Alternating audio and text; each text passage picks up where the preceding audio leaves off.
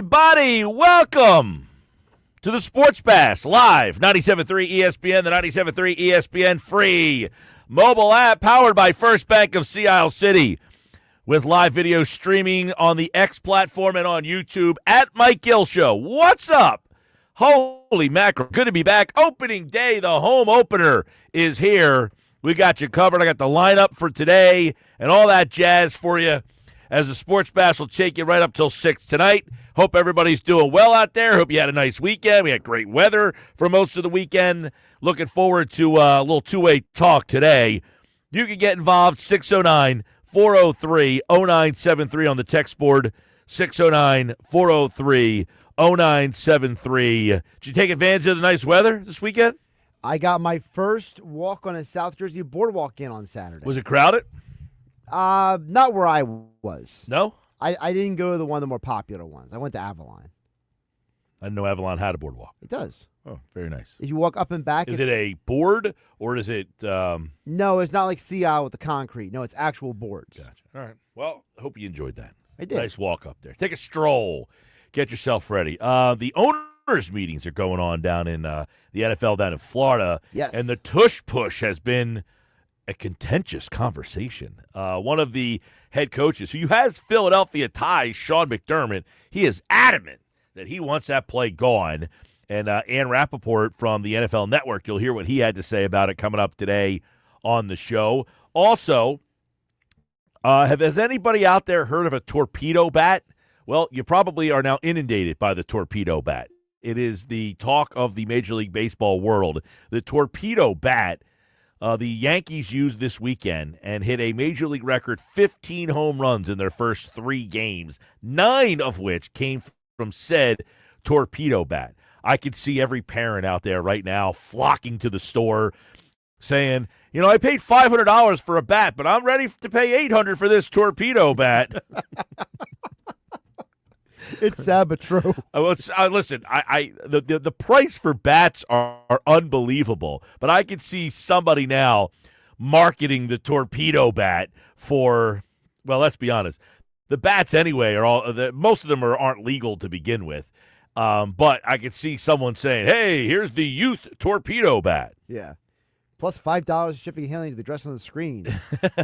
Yeah, exactly. But so today the Phillies are getting ready for their home opener, to which they were asked about the torpedo bat. I don't know that everybody seemed to be on board with it. I think some people were like, whatever. I think Bryson Stott was like, it's not for everybody, including him apparently. I guess it's not a new thing, the torpedo bat. It's something that just out of nowhere the Yankees decided like multiple guys were going to use it. But I know Mike Stanton, or Giancarlo Stanton. Yeah, sorry. Giancarlo Am I Stanton. showing my age? Yeah, you are. Giancarlo Stanton apparently used it last year, and nobody recognized it. Yeah, now basically you got guys like Jazz Chisholm and Aaron Judge are some of the guys who are using it now, and people are projecting that maybe Judge could have another monster year this year with it. Yeah, so we'll get into that a little bit later on. Howie Roseman, he's speaking down there at the Owners Eat meetings like about an hour ago, so we'll get some of the stuff from him as well. By the way, according to some sources, you take a look at that Tush Push, there is a groundswell of people who want to get rid of the Tush Push.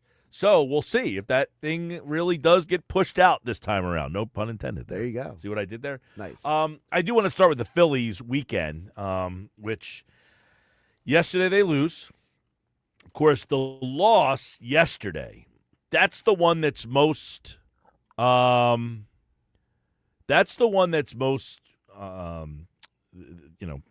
in your mind because it happened yesterday. Recency bias. The most recent. So, of course, that's the one that people are talking about. I saw people today, or yesterday, I guess, when the game was over, suggesting that the same old Phillies, there's a pitcher that they face who stinks and they can't hit them. Same old Phillies, the lineup can't produce against a pitcher who's a nobody, that kind of stuff. Which, okay, yeah, fine. I'm not going to argue with that. It's baseball. You're going to lose games against bad pitchers. You're going to lose games. You're going to beat good pitchers. But they got dominated yesterday by Parker, who, by all accounts, much like the kid you're going to see pitch for the Phillies today, Christopher Sanchez, Sanchez was like a 94 mile per hour guy. He's up to like 97 now. It's 3 extra miles an hour. Doesn't sound like all that crazy, but 97 and 94, you're living in a different world right there. It's a very different world. Parker's one of those guys. He went from a guy who was sitting low like 90s to now mid-90s, and maybe he's just a guy who's developed a little bit. Cherish the thought that somebody actually developed a pitcher out there. It would be pretty wild under the world we live in now, where they just say go out there and throw as hard as you can, blow your arm out, and then we'll see you in another year. But Parker's been out there throwing harder and commanded yesterday. That was the thing with him yesterday. He was around the plate all day long, and the Phillies just couldn't get to him. Now, is it frustrating? Absolutely. If you want to break down the game by game and just start going crazy, you're thinking to yourself, okay, here we are. Schwarber had 1 hit in the leadoff spot. Boom, 0 for 5. Head into double plays, I think, twice yesterday. No, Marchand hit into the other double play. But Bohm, 0 for 5. But you could say 0 for 5, Bohm. Here's the thing about Bohm. I'm going to break down this, the day for Bohm for you real quick. Overly aggressive, swings at the first pitch every single time, trying to make too much happen. 5-0 score. Got to get into the bullpen a little bit. Bad approach by Bohm yesterday. Harper, 1 for 4. Castellanos, 1 for 4. Stott, 0 for. He's hitting 182 after a good start to the season. Sosa put into the lineup yesterday because of Trey Turner not being able to go. Turner's not in the lineup again today. I'll get you the lineup for today in just a second. Marsh had a hit yesterday, and he had a hit against a lefty. I'll give him 2 points for that. He hit one back kind of through the middle against a left-hander, and Marsh is off to a good start, 364. He had a good day on Saturday against a right-handed pitcher. I saw a lot of Stott and Marsh love on Saturday, and I'm like, yeah, this is great. I want to see it against a left-handed pitcher. Right. I want to see that production from the lefties against a left-handed pitcher. I know Stott and Marsh can hit against righties. I want to see them be able to do it against lefties. And yesterday, Marsh did have a hit against a left-hand. He also struck out twice in the game. The big story from yesterday's game for me is the Nola coaster, right? Nola pitching well, 8 strikeouts, but 6 hits, 2 of them are the long ball. He gives up that 3-run homer. And is it me, or does Josh Bell just seem to absolutely pulverize the Phillies? Always. Always. No matter what team he's on. How many teams has Josh – let me ask – hold on, before you look. Can you give me the journey of Josh Bell? Can you, give me – I would be shocked. Do you have it in front of you? I do. Okay, so he has played, obviously, for the Nationals now. He's also played for the Diamondbacks, right? Mm-hmm. Marlins. Well, okay, yeah. I was going to say, do you know the journey of, where he started, where he went to where he is now? But you're just giving me the teams he's played for. I was going to give you the teams he's played for. Yeah. So he's played for Arizona. He played 41 games for Arizona. He played 157 games. Didn't he also play for the Pirates? He started his career with the Pirates. Okay. 5 years with the Pirates, 552 games. And I think it's the second time he's played for the Nationals, isn't it? This is the second time he's played for the Nationals. He played 21 in 2021. He played for the Nationals. 2022, he played for the Nationals, and now he's back with the Nationals. Yeah, he's made a return engagement. Mm-hmm. So I see.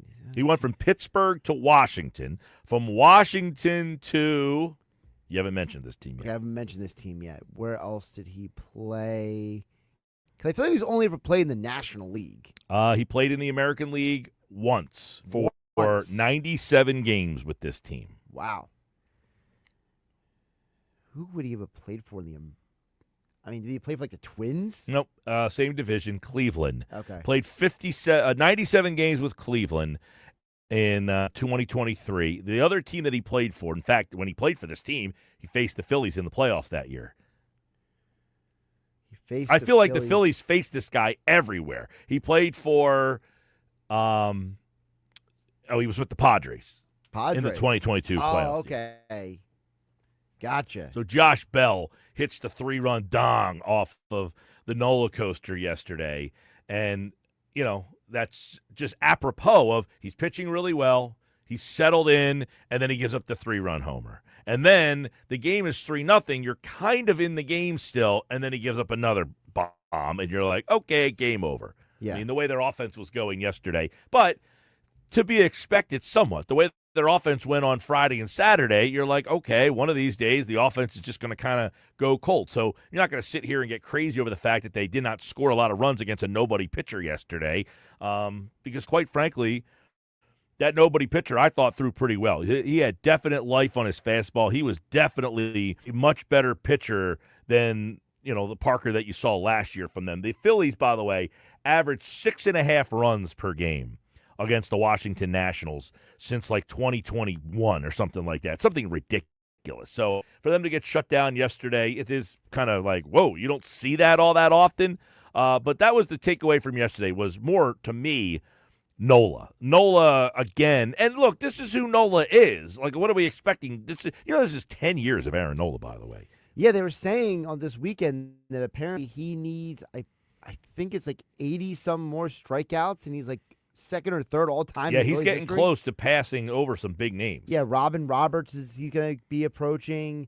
And obviously, I don't think he'll ever catch Steve Carlton, but he's moved up the list here. Yeah, he is going to be, when it's all said and done, Aaron Nola will be the number 2 strikeout pitcher in the history of the Phillies organization. Crazy. Now, on Saturday, you go back to that game of the story of the whole weekend. You remember on opening day, on Thursday, I proclaimed that my Philly Cy Young this year was going to be Jesus Luzardo.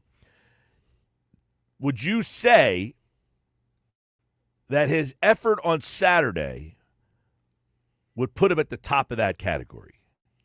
I mean, he certainly needs to be in that conversation if he keeps pitching this way, because what he did on Saturday, I thought, was incredibly impressive. So he threw 5 innings, 5 hits. He did give up 2 runs. He gave up a home run, I think, in the game early. Yeah. They were down 2-0. But the 11 strikeouts was the number. So when I talked about on Thursday's show, when I said Luzardo, now today, by the way, you want a Bet 365 play of the day? Take the over on the Sanchez strikeouts. Yeah. He is going to dazzle today. I'm going to tell you that right now. Whatever the over is, what's the over-under? Can you look that up? Yep. The over-under on Christopher Sanchez strikeouts today, I'm taking that as my bet. Luzardo strikes out 11 in 5 innings. So when I talked about him being my Philly Cy Young Award winner, the reasoning was you are going to see numbers, strikeout-wise, that are going to be eye-popping. They're going to jump off the page at you. 11 in 5 innings. I mean, that is a dominant performance. Now, he gives up the home run. And that's the one thing, is you can't be prone to giving up the long ball. You just got to keep the ball in the ballpark. Now, the Phillies offense, they hammered out 11 runs in the game. They beat up on, they beat up on the Nationals bullpen essentially all weekend long, except for yesterday.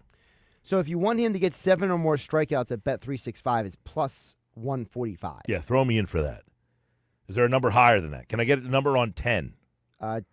10 is plus 1,100. Yeah, I'm taking that bet. Plus 1,100. Can I put that in now? If you do it right now. If I put that in now, plus 1,100 for Sanchez to get 10 or more. The Rockies have struck out. Let's do a little research for the game today. In 3 games against the Tampa Bay Rays, the Rockies have struck out 31 times. That's an average of about 10 a game. So Christopher Sanchez, strikeout pitcher. He's a guy that can light up the gun this year, 97, nasty changeup, one of the best pitches in all of baseball. When it's all said and done, it's funny, Christopher Sanchez might be not only the Phillies Cy Young, and you might be saying, well, you've been saying Luzardo. I think Luzardo will have the strikeout numbers that are going to be you're going to be racking up big strikeout numbers with Luzardo. Sanchez can go toe-to-toe with him on the strikeouts. Mm-hmm. That's those two guys. I don't know, do you have Cy Young Award numbers in front of you? I can pull it up. Is Sanchez on the list? Is he even listed? I'm assuming the favorite is what, Sale? Well, maybe not anymore. He looked mediocre. Yeah, he looked mediocre. I know he's on my fantasy team. Thanks a lot. Thanks for nothing. It was probably a bad pick by me. I was rushed. You were rushed? Well, I'm doing the fantasy draft. It was Monday night last week. Okay. I'm in my car with my laptop on my passenger seat, and you have we use CBS Sportsline, mm-hmm. and it's the voice is like, "You are on deck. You are on the clock. And I'm like, oh, I'm on the clock. I'm at a red light. The light turns green, right? It's like the worst possible time Gosh. that I could have been on the clock. It So really is the worst. I imagine, the light goes from red to green when it's like, you are on deck. I'm like, okay, light's red. Come on, come on, come on. Guy makes his pick.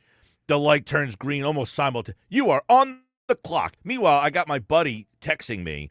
He was flying at the time, and he's flying, and he's like, I got knocked off the internet. I'm like, bro, I'm driving right now trying to do this draft. Like, I can't help you out. I'm sorry. I was like, call the commissioner. This is a great story. Yeah. Well, the days of doing the fantasy draft at the guy's house, that's over. Yeah, Nobody can get you can't get, we have a 12-person league. You can't get 12 people, and you can't get 12 people to all agree on the same day. Like, I don't want to do the draft on the night. I had another meeting at the same time, so I'm at the meeting. I got the laptop out trying to do the draft while I'm at the meeting. The meeting ends right as the draft starts, and now I'm driving home with the laptop open in my car. Guy's flying home. He thinks he can get Wi-Fi on the plane enough to do a draft on CBS Sports. Yeah. So what do you got? I thought I gave you enough time to find this. You did. I finally got it. So got it. Wheeler, I would have to assume, is either the favorite or number 2. Number 2, Okay, who's one? Paul Skeens. Skeens. Okay, I should have remembered him. Yeah. Sale is 7th in the odds. After that performance. Yeah, he dropped, obviously. Now, Sanchez is 12th. So Sanchez is on the list. He's 12th. Okay, and where's Wheeler? 2? Wheeler's number 2. Okay, so is Luzardo on that list? Probably not. I'm scanning. I'm going to tell you right now, what is Sanchez? Luzardo is on the list, actually. And where is he? Well, Sanchez is plus 2,500. All right, plus 2,500 for He's 12. Sanchez. 2,500. After today, he is going to have over 10 strikeouts in the game. He will be plus 2,100. But Luzardo is 21 on the list. And what's his odds? Plus 4,500. Plus 4,500. That's a little too long shotty for me. Plus 2,500 is a good number for Christopher Sanchez. By the way, Wheeler's plus 650. Plus 650. All right, so to me, today, I'm definitely taking the over 10 strikeouts. Yes. That's plus 1,100. Plus 1,100. I'm going to do that during the break here. All right. And then what I will do is plus 2,500 because after today, that's the best number you're getting. Oh, 100%. Plus 2,500 will be the best number you get on Christopher Sanchez. You're never seeing that number again. No. So who are the top 5? Skeens, Wheeler. Skeens, Wheeler. Followed by Blake Snell. Yeah. Corbin Burns. Blake Snell did not have a great opening game. No, he didn't. Corbin Burns. I like him. Sandy Alcantara. He was nasty the other day. Hunter Green.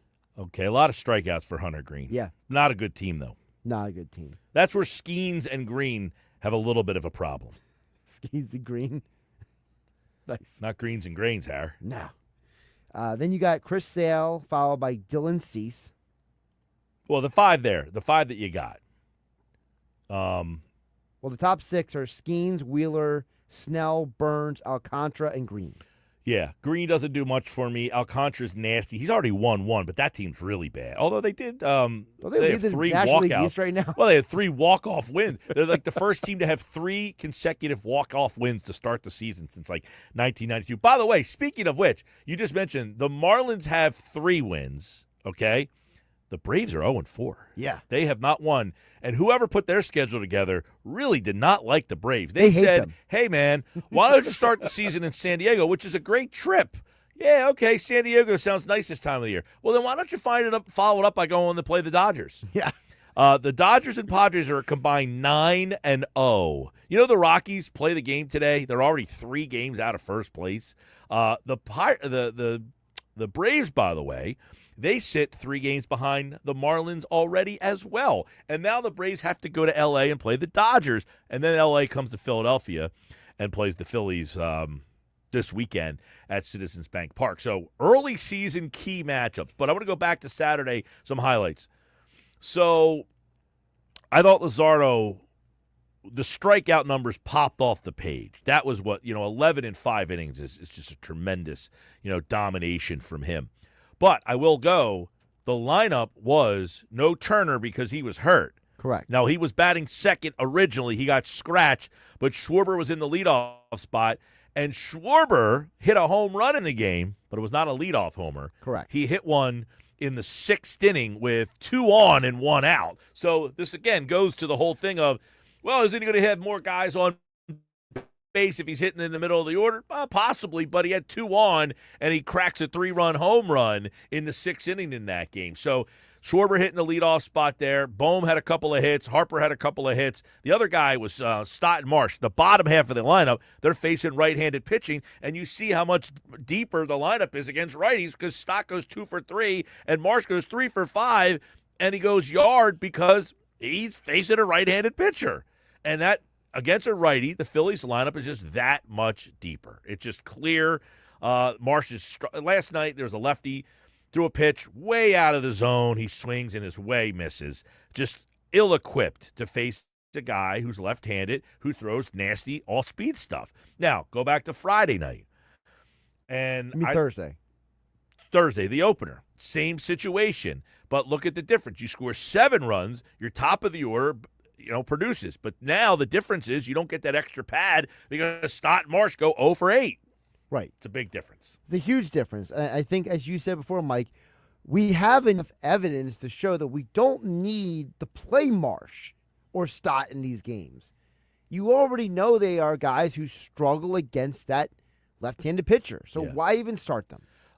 40 kids watching the game on YouTube today says Luzardo was impressive. I'm a little worried about Nola, though. Don't be worried about Nola.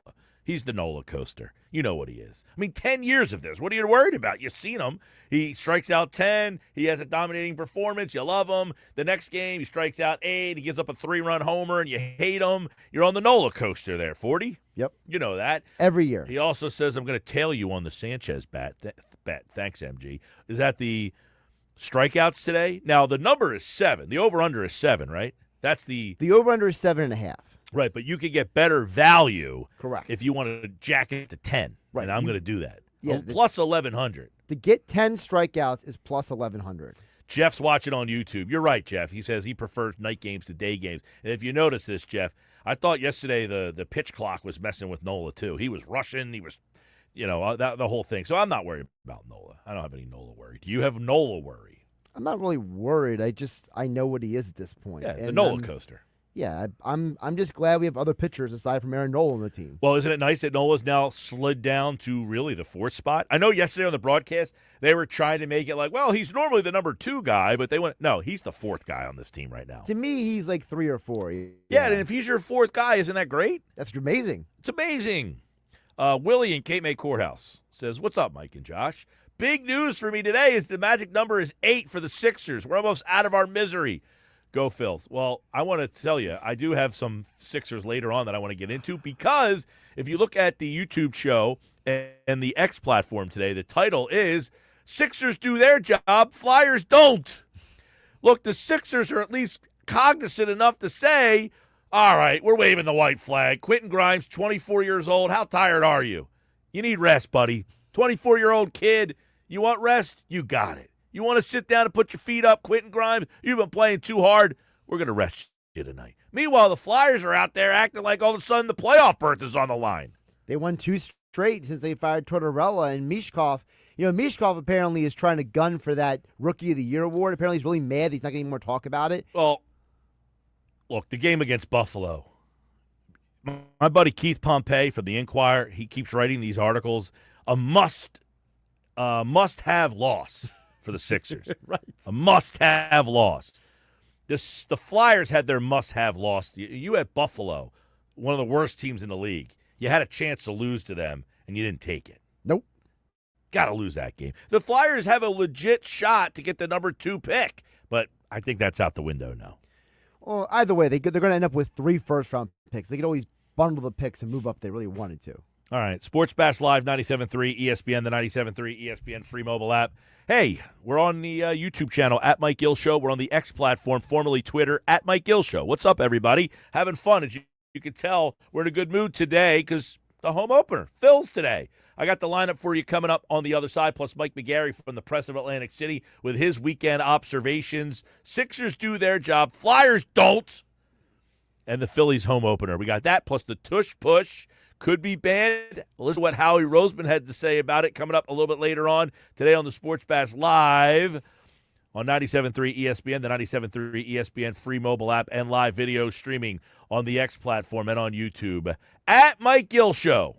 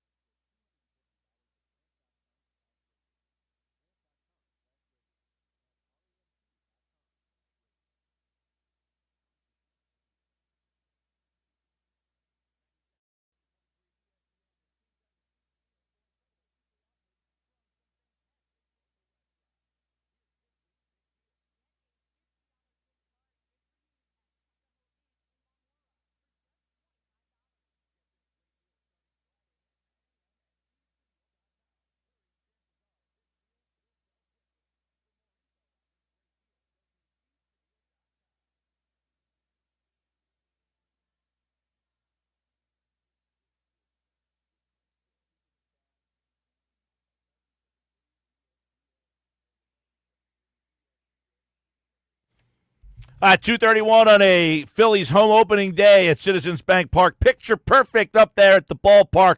We're going to go up to the ballpark. Mike McGarry from the Press of Atlantic City, pressofac.com, is live at Citizens Bank Park for the Phillies home opener today. They beat the Nationals 2 out of 3 this weekend. They'll play the lowly Colorado Rockies, who struck out 31 times in 3 games against the Rays this past weekend. And, of course, all the action is coming up. First pitch at 3:05. We have plenty of coverage. Mike McGarry is at the ballpark. And, Mike, I want to focus on Christopher Sanchez. He's going to start today.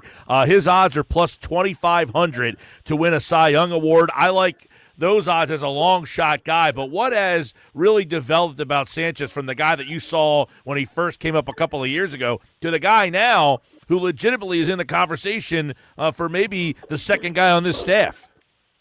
Yeah, it really is remarkable. Rob Thompson was talking today before the game that he hasn't quite seen a young player sort of mature or put it together like Christopher Sanchez has. Rob Thompson described him as a combination of power and command. And when he first was acquired by the Phillies from Tampa, he could throw hard, but he literally had no idea of where the ball was going.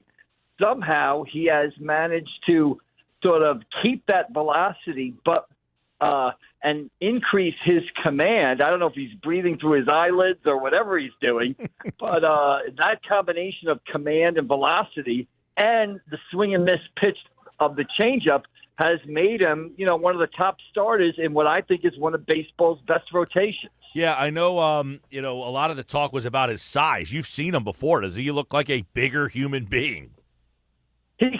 He used to be real thin right now. Now he still looks thin, but there is definitely some muscle to him. And he's a big guy, Mike. I mean, he's like 6'4", 6'5". I look up to him. I'm 6'2", so he's up there, if not 6'6". And he has added, it looks to be about 15, 20 pounds of muscle. So while he used to be like rail thin, like really thin, yeah, now he kind of looks healthy and looks, athletic, basically. Yeah, there was an article, I guess, that suggested that he gained like 5 inches. I don't know if it's 3 or 5, but he's a much bigger guy. And, this is a guy that kind of came out of nowhere. You mentioned he's one of those cast-offs from the Rays, and the Phillies kind of had him. He was a bullpen guy. I think it's just an unbelievable story. And you talked about it. This is a guy who was like 92 to 94. Now he's like 97, but his command, he could not throw strikes, was his biggest problem. And now you're looking at a guy who has become, almost I don't want to say control pitcher because he throws hard, but man, the walks have not been an issue for him for almost 2 seasons now. Yeah, it really is remarkable the journey he has taken. Even at the start of last season, he was still kind of an afterthought when it came to the starting rotation, right? We didn't think of him as being a guy who was going to be, a number 1, a number 2, or number 3 starter. He kind of established himself last year, and now today he's starting the home opener. So it's really been a kind of a remarkable journey for him from where he was, to not being able to hit the backstop with the baseball to now taking the mound for the home opener. He'll pitch today for the Phils. He'll get the home opening call because, and one of the reasons too, Mike, is they like him pitching at home better than they do on the road. Right. His numbers at home are outstanding. I think he was 7-3 last year at Citizens Bank Park. So, if it works, why go away from it? So, yeah, he pitches well here, and it makes sense with the rest of the rotation also. All right, so I want to ask you, I know it's the first week. Nola yesterday was on the Nola coaster. He pitched well, but he gave up 2 homers. If Mike McGarry was slotting this rotation together, how are you ranking the 4? Well, I think easily it's a Wheeler 1. I still go Nola 2. I think his dependability, the fact that he takes the ball so often, that he's 200 innings every year, that curveball is still one of the best pitches in baseball. I'd go him 2. And I might go right now, Christopher Sanchez 3. Luzardo was tremendous on Saturday with, 11 strikeouts in 5 innings.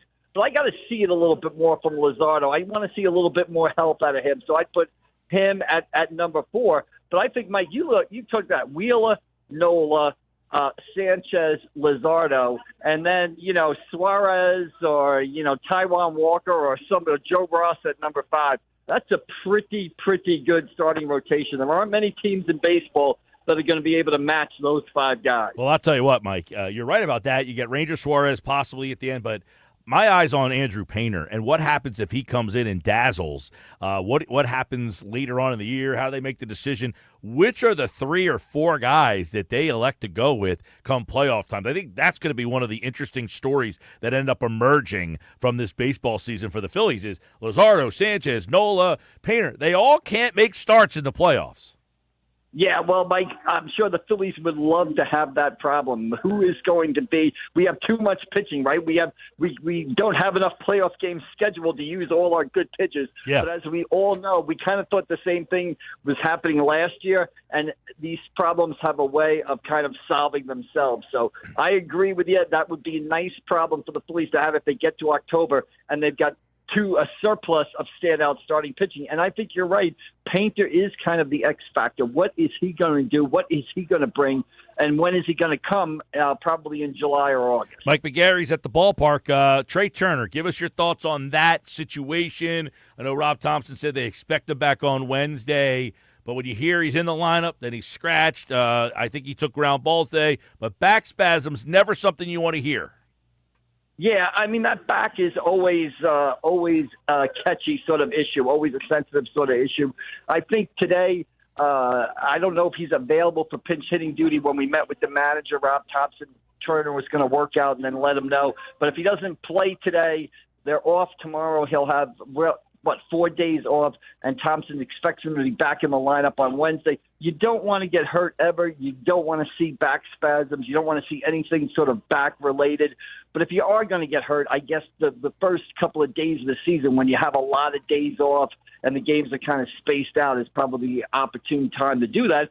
And meanwhile, what a benefit for the Phillies to have Edmundo Sosa ready to step in there. If you're not going to write Trey Turner's name in the lineup, Rob Thompson's got to feel at least some comfort being able to write Sosa's name in the lineup right there. No doubt about it. He had a couple of hits, and, of course, he played well last year when Turner was hurt for about a month or so. Mike McGarry is at the ballpark. I don't know if we're ready to already say you've seen enough of the Marsh experiment. He did have a hit against a lefty yesterday, but he murdered him and Stott at the big day Saturday, and I'm saying, okay, that's great, but I need to see this against a lefty. Yeah, we need to see it on a more consistent basis. And right, like you said, we need to see it against a lefty. But after what, we talked after the opener about Stott and Marsh having a kind of disappointing outing. It was good to see them bounce back. And it was good to see Bryson Stott talk about hitting that home run down in Washington and saying that last year he didn't think he would be able to reach that pitch or hit a home run on that pitch because of his elbow being bad. So, maybe that was an indication of how much that elbow was bothering Stott, the fact that he was able to hit a home run this year that he admitted he couldn't have hit last year. The torpedo bat, was that a big topic of conversation at the ballpark today? It was.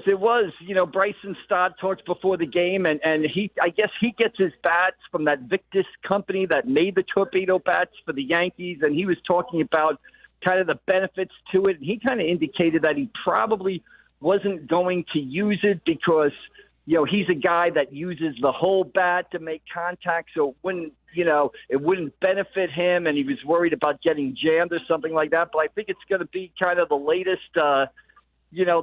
topic in baseball. Some guy from MIT, a 40-year-old guy, invents a new baseball bat. Who says there's nothing new with the old game? And I saw one guy, Howie Rose, the Mets announcer, comparing torpedo bats to maybe what the curved hockey stick did for hockey and the advent of the slap shot in hockey in the late 1960s. So we'll see where that goes. But I suspect we're going to be seeing some torpedo bats at some point, if not the next few days, up here at Citizens Bank Park. Yeah, real quick, the lineup for the Phillies today: Schwarber, Bohm, Harper, Castellanos, Stott, Sosa. Excuse me, that was yesterday's lineup. It's just very similar with Schwarber, Bohm, Harper, but Real Muto is in the 4th spot today, followed by Kepler, then Castellanos, Stott, Marsh, and Sosa. No Turner in the lineup today. But back to Schwarber at the top, Bohm in that number 2 spot today. Mike McGarry from the Press of Atlantic City. Mike, you're there. It is the home opener, and the Phillies generally do it right. Yeah, they're doing it. They came in through the ceremonies are just undergoing now. They're about ready to unfurl the big flag. The Colorado Rockies are being introduced right now. and the team enters through Ashburn Alley, led by the Fanatic and Rob Thompson. We're going to have the skydivers and everything else. So you're right, and the ballpark looks great, Mike. They put some money into it. The LED lights, scoreboards around the upper deck look great. They've enclosed the bullpens, the home and visiting bullpens. The Phillies dugout has a refrigerator in it. I never thought I'd live long enough to see a refrigerator in a baseball dugout. What would that do to our, a keg at every base softball league? Who knows? But a lot of improvements up here at Citizens Bank Park. All right, well, the ballpark is new. A lot of new things up there, as they always do. They freshen it up, and another season at Citizens Bank Park underway against the Colorado Rockies. It's Christopher Sanchez getting his first Philly start of 2025. You can check out Mike McGarry at the Press of Atlantic City and PressOfAC.com. Thank you, Mike.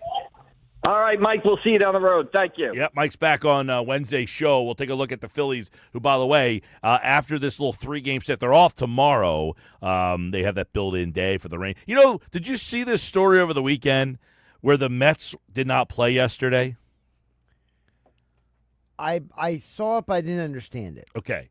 So this is where these things can be moved on the fly if you want. Right. Like the ABS strike zone rule, you can move it if you really want to. So the Mets were supposed to play Sunday. Correct. Yesterday. They did not play yesterday. Why? Because Apple TV wanted the game on Friday. It was Mets-Astros. They opened the season Thursday. They were supposed to be off Friday and then play Saturday and Sunday. So they moved each day up, basically. They moved each day up so that the Apple TV game could be Mets Astros. So they played the game that was supposed to be an off day. They moved it up and played Saturday, and then their off day was yesterday.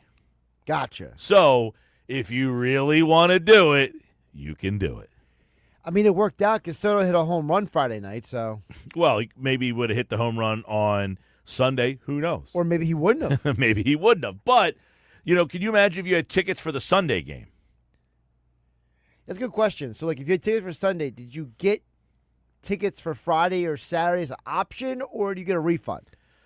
Well, that's a good question because theoretically, okay, let's say now I'm going to bring the game up real fast. Where was the game?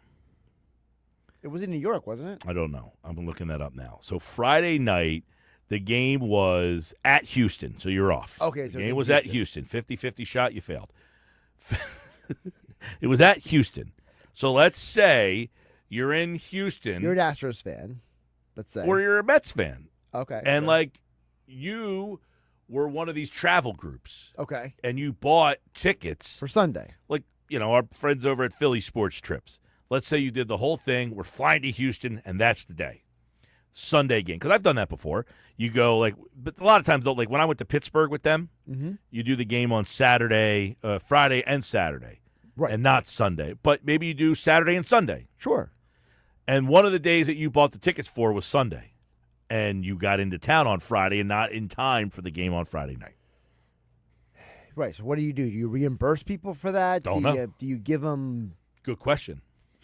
bonus stuff? But Apple TV basically asked the Mets and the Astros if they would move their game to Friday night so that they could put the game on Apple TV Plus and that they would be off on Sunday. That's why the Mets did not play yesterday and the Astros. Now it makes more sense. There you go. Now the Phillies are off tomorrow, and they will play Wednesday against Colorado and Thursday against Colorado before they play the Dodgers this weekend. Now, my question to you, Mike, is if you had a say in it, would you rather, for example, so Friday was your original off day, and now they move it. Would you rather play Thursday, Friday, Saturday, have Sunday off, or would you have rather played Thursday, Friday, have Saturday off, and keep the game on Sunday? No, I would rather be off Sunday.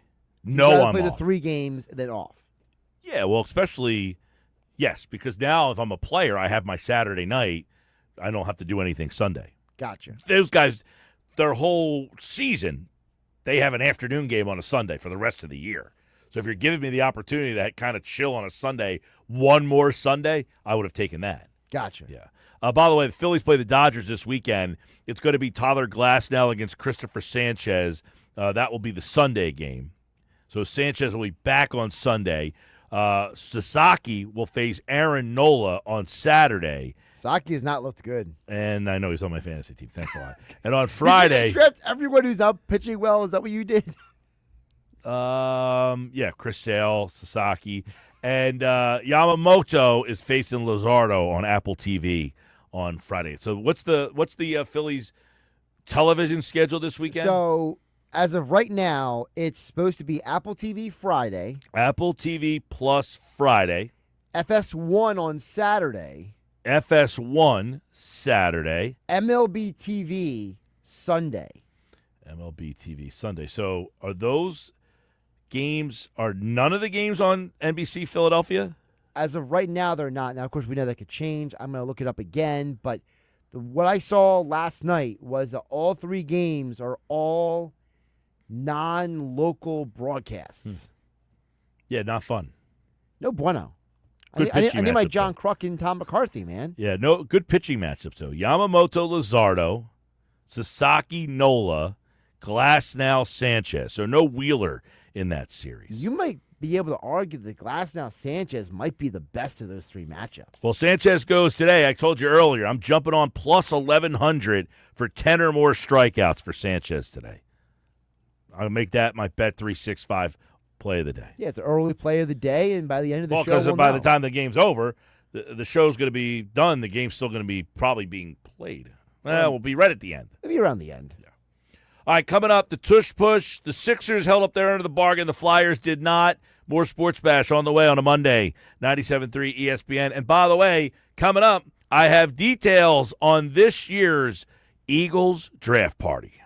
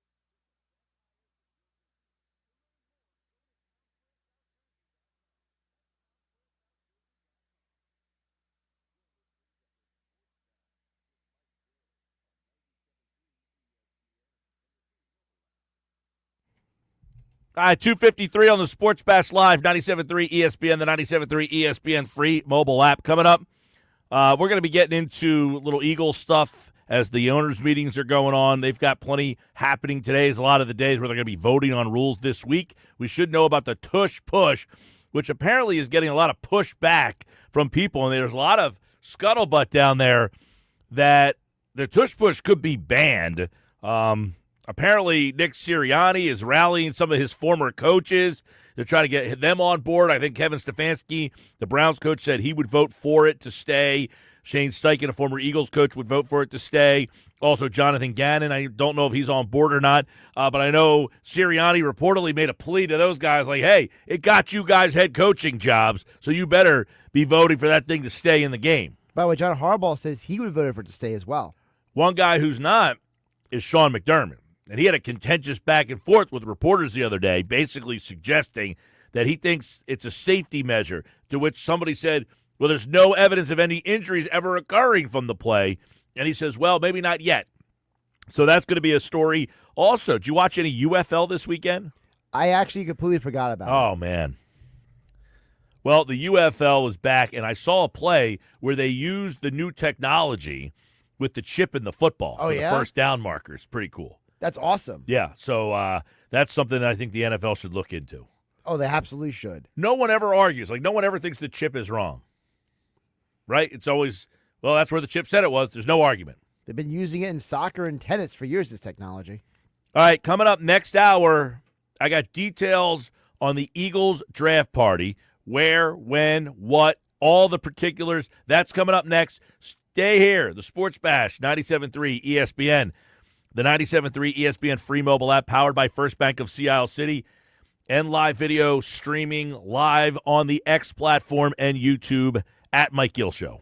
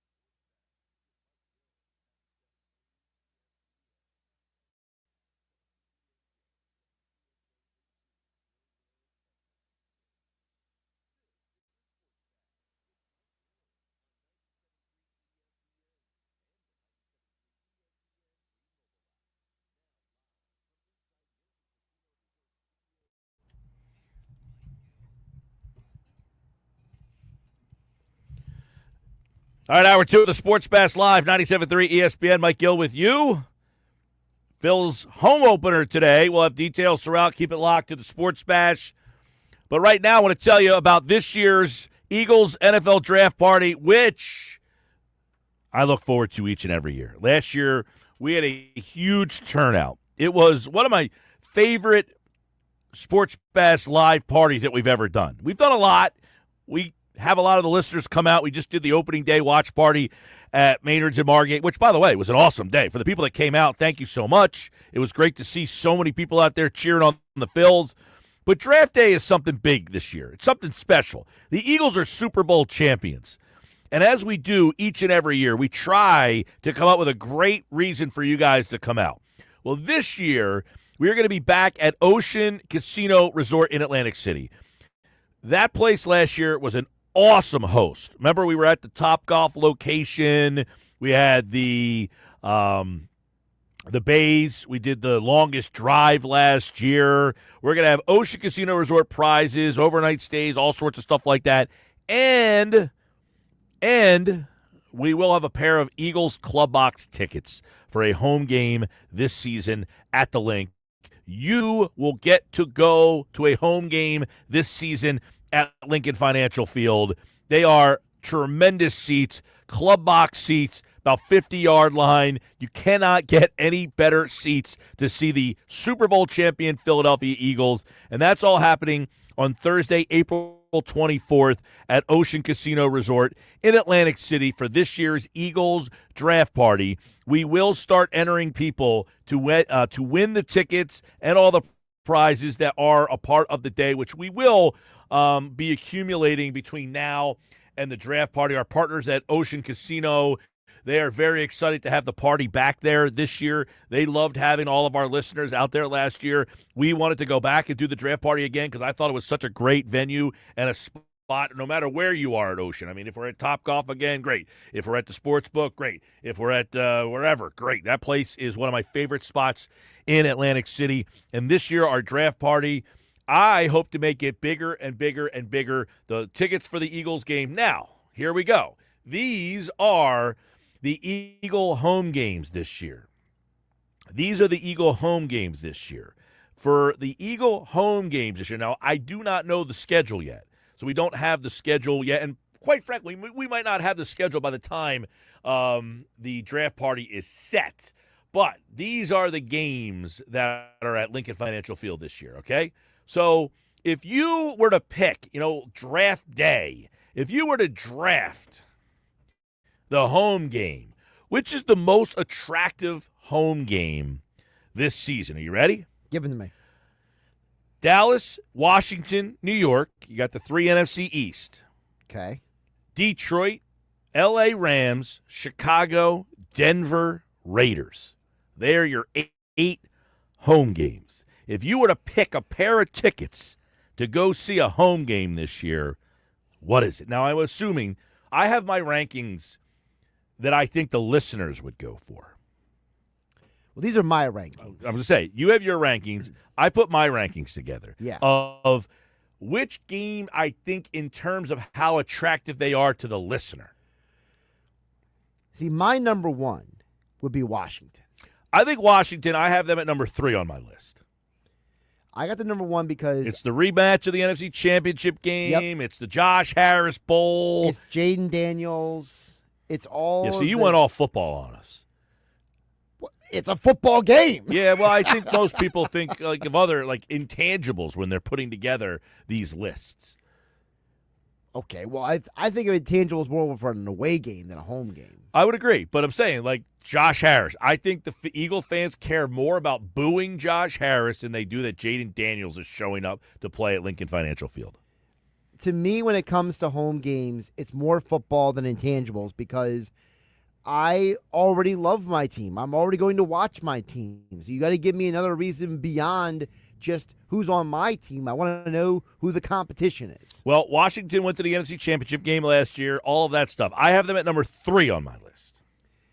So number 2 on my list is the Rams. Okay, I have the Rams at number 4. I have the Rams at 2 because I want the rematch. I want to see Rams are a little different now. No Cooper Kupp. They had Devontae Adams. Stafford's back. They had a chance to beat you last year. Do the Rams get revenge? Do we get to take them down again?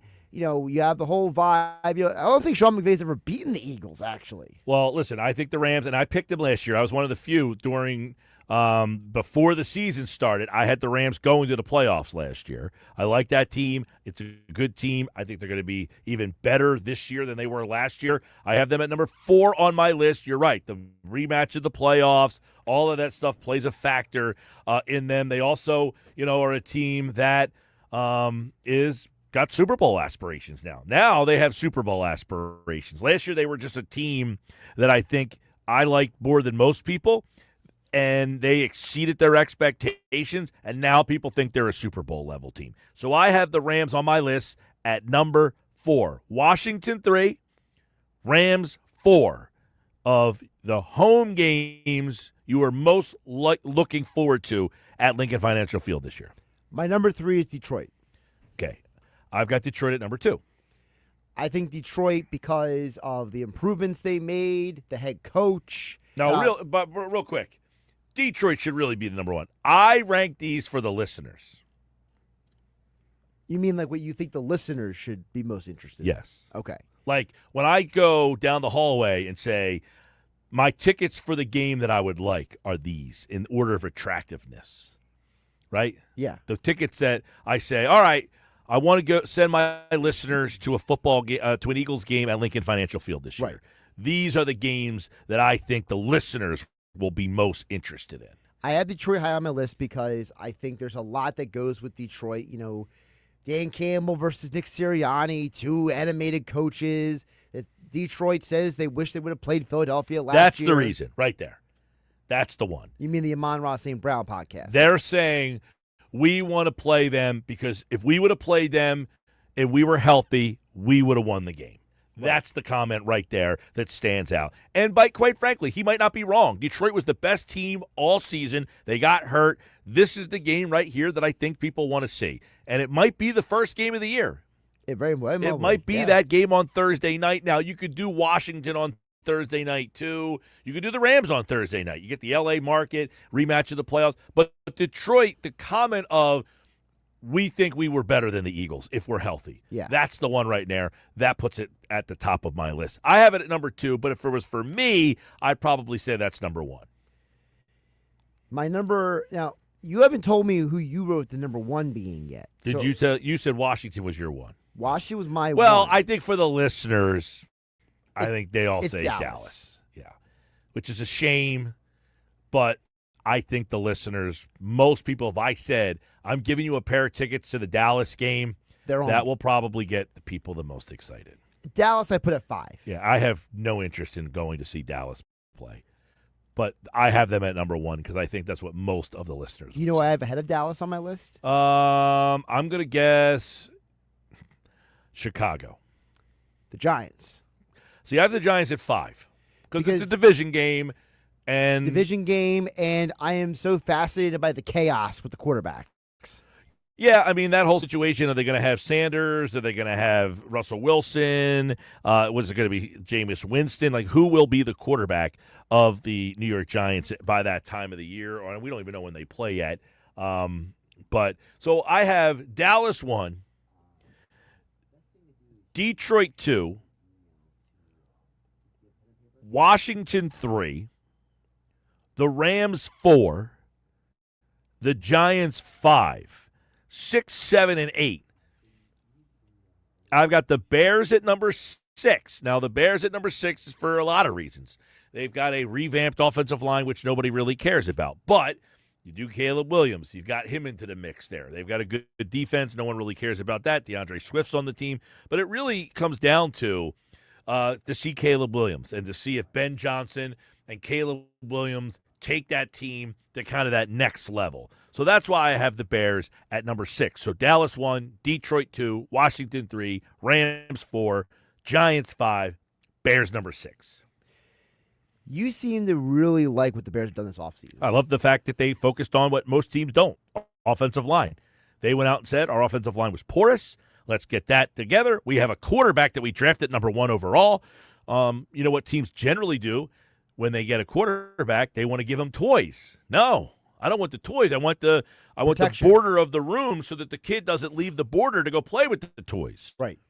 So I like the fact that this regime has said we're going to build the offensive line for this kid. That gives me some hope that the Bears can take the jump. If the head coach for the Bears wasn't Ben Johnson, would you feel a little differently? It depends on who the head coach was, but if it was still Matt Eberflus, probably wouldn't feel as differently. Gotcha. Now that it's Ben Johnson, who's a creative guy, looks like he's an offensive guy, so that leans towards the quarterback. You go to the quarterback number 1 and you give him a defensive guy. That generally doesn't go well. I think, yes, the fact that Ben Johnson is the coach definitely ups my curiosity in how far they could go. Yeah, I mean, I'm curious about the Bears. They're just not in my top 5. No, this is number 6. Yeah, they're my 6 too. Okay. They're not in my top 5. They're number 6. Followed by Denver at number 7. Yeah, I got Denver at 8. Yeah, and I got the Raiders at 8. I got the Raiders at 7. Yeah, it's not like, I got the Raiders at 8. Like, as if like I way overranked them. I mean, look, Sean Payton, it's a playoff team. That's so true. It's a playoff team. Vegas was not. I'm not all that thrilled to see whoever the quarterback for the Raiders will be. Nobody knows who. Right now, nobody really knows. Well, right now it's Geno. Right, Geno Smith. Yeah, I mean, and I would imagine he's going to be the quarterback. I forgot that trade. So I would imagine Geno Smith. Oh, for me personally, I wouldn't mind going to see Geno, my West Virginia brother. But Denver's a playoff team. At least Denver's a playoff team. Vegas is not. Of the home games this year, Dallas, not a playoff team. The Giants, not a playoff team. The Bears last year, not a playoff team. And the Raiders, not a playoff team. So half of your home games this year are against non-playoff teams. And I would assume of those 4 teams, only one of them is probably making the playoffs. Of those 4 teams. Yes. Okay, I was going to say of the 8 teams. No, of those 4 teams that didn't make the playoffs. Now, how many teams on this list of 8, these are just the home games, would you say are playoff teams? I would say 5. 1, 2, 3, 4, 5. So you're going Detroit, Washington, Yep. the Rams, Yep. Denver, Chicago, and Denver. and Chicago. Not the Raiders, not the Cowboys, not the Giants. Probably. Chicago, I'm a little torn on. But they made that big of a jump. Well, you think they've jumped Minnesota, I'm sure. I think they jumped Minnesota because I don't believe in this whole J.J. McCarthy thing. The guy's coming off of a serious injury. He's never played in the NFL. He missed an entire year of playing time. I'm supposed to believe that he's supposed to just step right in there and be perfectly fine? Yeah, I, too, am not J.J. McCarthy fan. But, to be fair, wasn't a Bo Nix fan either. He definitely proved me wrong. I was a Bo Nix guy, but I'm also weird because I watch a lot of college football. And Here's a question from the text board. Yeah. Phil wants to know, did Josh watch any college hockey this past weekend? UConn, Penn State was one of the best games of the weekend. I did not watch any college hockey. You said I'm weird because I watch a lot of college football, so I remember that text. Game. College football is not college hockey. No college hockey this weekend? No. Did you know there was college hockey on? No.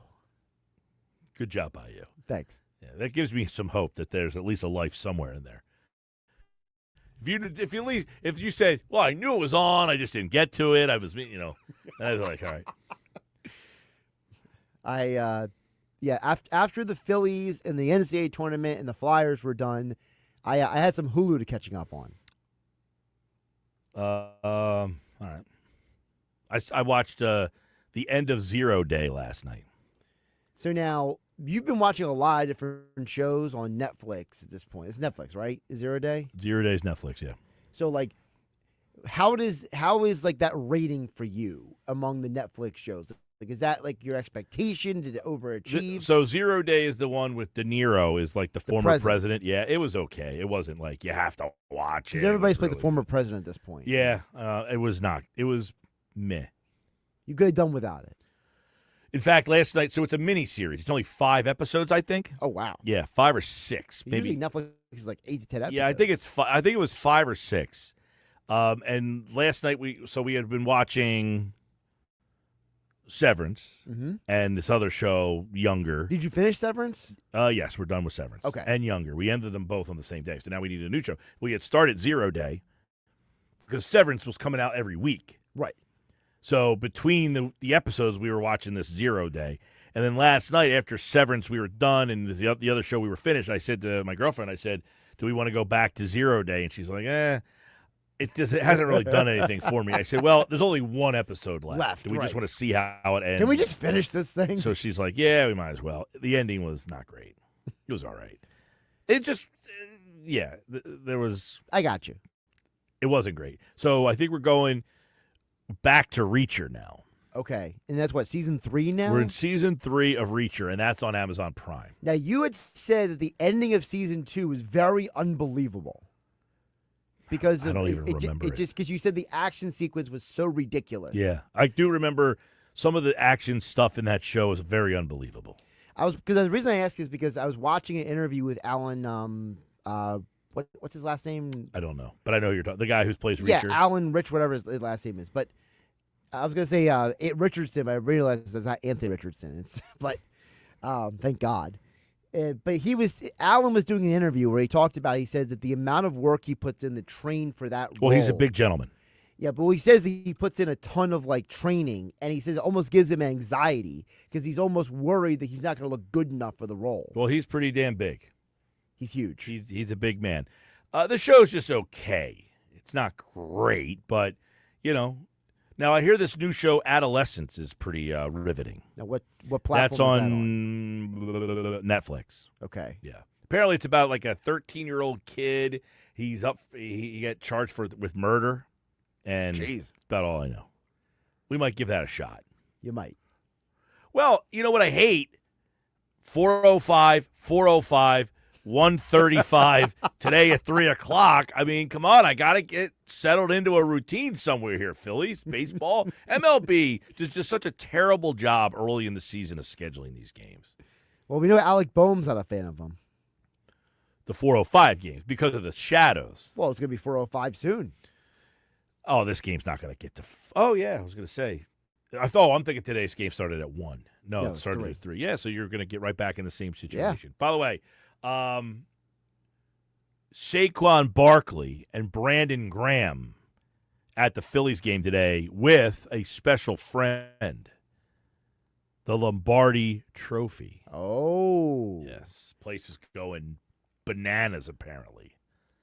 Unhinged. You know, they threw out the ceremonial first pitch. I got to say, I got to give someone credit because they were guessing on the Phillies show this morning who was going to be the first pitch. Mm-hmm. And Ruben Amaro Jr. said Brandon Graham. Brandon Graham and Saquon Barkley. Now, Graham has the Super Bowl trophy in his left hand as he throws the pitch. Oh, that's epic. Yeah, so the place is kind of unhinged at the start of this game. And now the Phillies are taking their first at-bats of their home season. There you go. Gave you a little info there. Did you watch Schwarber ground up, by the way. Okay. Did you watch the NCAA last night? I did. Duke, Houston is the Final Four on one side. Auburn and Florida, yeah. All 4 number ones made it for the first time ever. I think it's 2008 or is it 2016? Crazy, right? Yeah. I thought it was the first time ever. No, it only happened one other time. Was it one other time? Okay. Yes. That's crazy to think. By the way, is there any more of an opposites attract than Houston and Duke? No, you got the old heads from Houston and then all the young freshmen from Duke. I mean, Duke is all about scoring and Houston is about slowing the game down and just playing defense. How'd your brackets end up doing? I got 3 out of the 4 Final Four. Me too, but I'm like, one of my brackets, I think we had 90 people in the pool. Really? Or 89. You know what place I'm in? I have no idea. I was in 89th. That's almost impressively bad. It's almost impressively. I mean, you should almost get an award just for I think we should do first, second, third, and last. Gets like a free buy-in. Seriously, I looked at it and I said, oh, my God, my bracket's in dead last. I don't know if I still am. It was like before. My bracket would be doing a lot better if I had St. John's is what hurt me the most. I really don't know where my things went off the rails because I know where mine did. I went St. very, John's. very, very chalky. I had St. John's going to the Elite Eight. You got to see what I did with them. My bracket was very chalky. So when I was like, why is my bracket so bad? You know where I got crushed? I got crushed in the, let's see. I got crushed in, For the audience out there, me and Mike are both pulling up our brackets right now. So for our the Midwest bracket, I did terrible. 1, 2, 3, 4. I got 4. I mean, I don't know. You know what's funny? I'm in 42nd place, and I'm in 42nd in one. I'm in 82nd in the other. The one that I'm in 82nd place, I only have 67 points. I'm like, where did this bracket go? So, okay. I got destroyed in the second round. That was the one where I picked a lot of chalk early in the first round, Right. but then had the upsets in the second round. Oh. And I got destroyed in the second round with that one. My other one's in 42nd, but, you know, when you're looking at the national champions, everybody in the pool took a 1 seed. There was very, very few people. Like, right now, number 1, Auburn, Florida, Houston, Duke, Auburn, Florida, Duke, Auburn, Florida, Houston, Florida, Auburn, Florida, Auburn, Florida. The first person to take somebody else took Iowa State. I assume that's an alum. Iowa State's one of the teams that hurt me because I had them going to the Sweet 16. But other than that, the next group of teams, Duke, Auburn, Duke, Florida, Houston, Florida, Auburn, Florida, Auburn, and then Billy Schweim took St. John's. But other than that, I mean, right back on it. Florida, Oh my I've gosh. never seen where, like, there's no checkmate.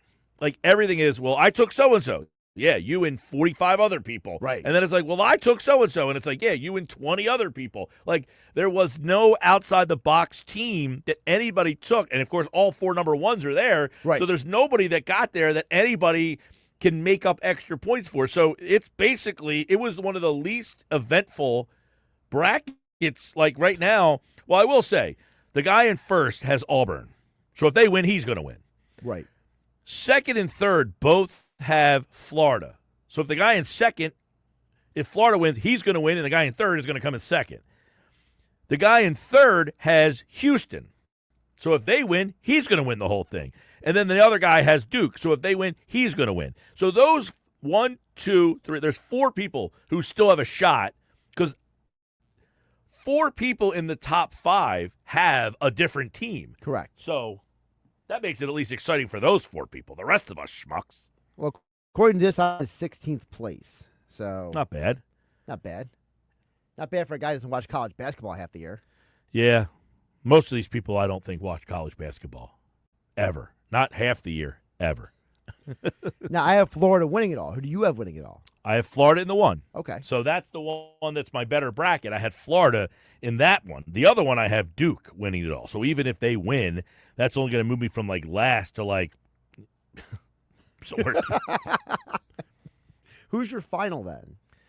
In the crappy one, I took Duke versus Auburn. My final 4 is Duke, Houston, Auburn. So I have 3 of 4 final 4s, and I'm in 82nd place.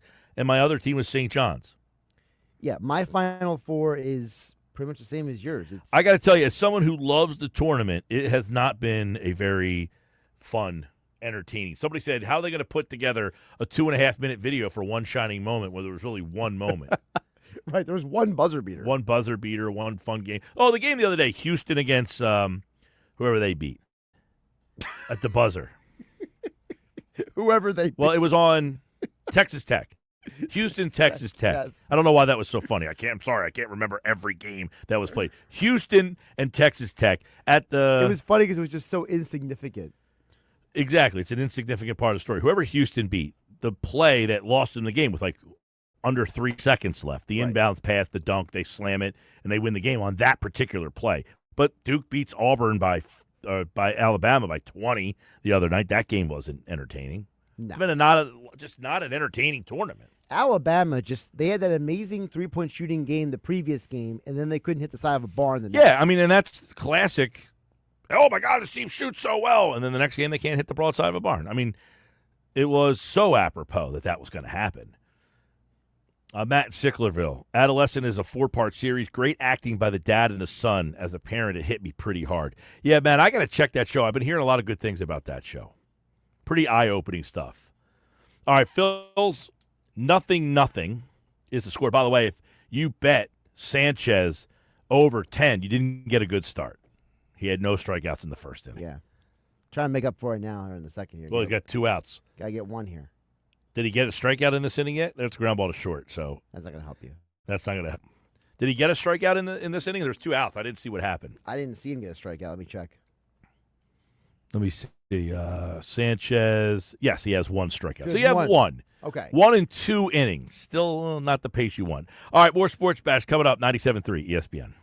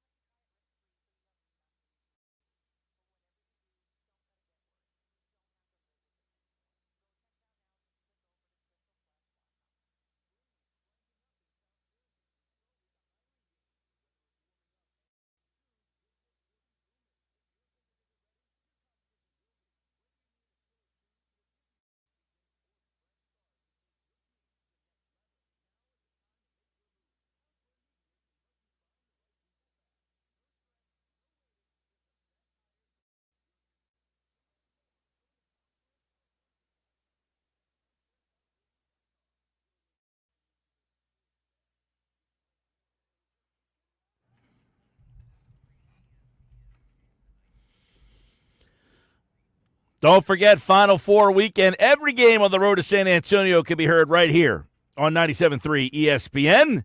And, of course, the 97.3 ESPN free mobile app. Mike Gill with you. Howie Roseman was on the Up and Adams show this morning.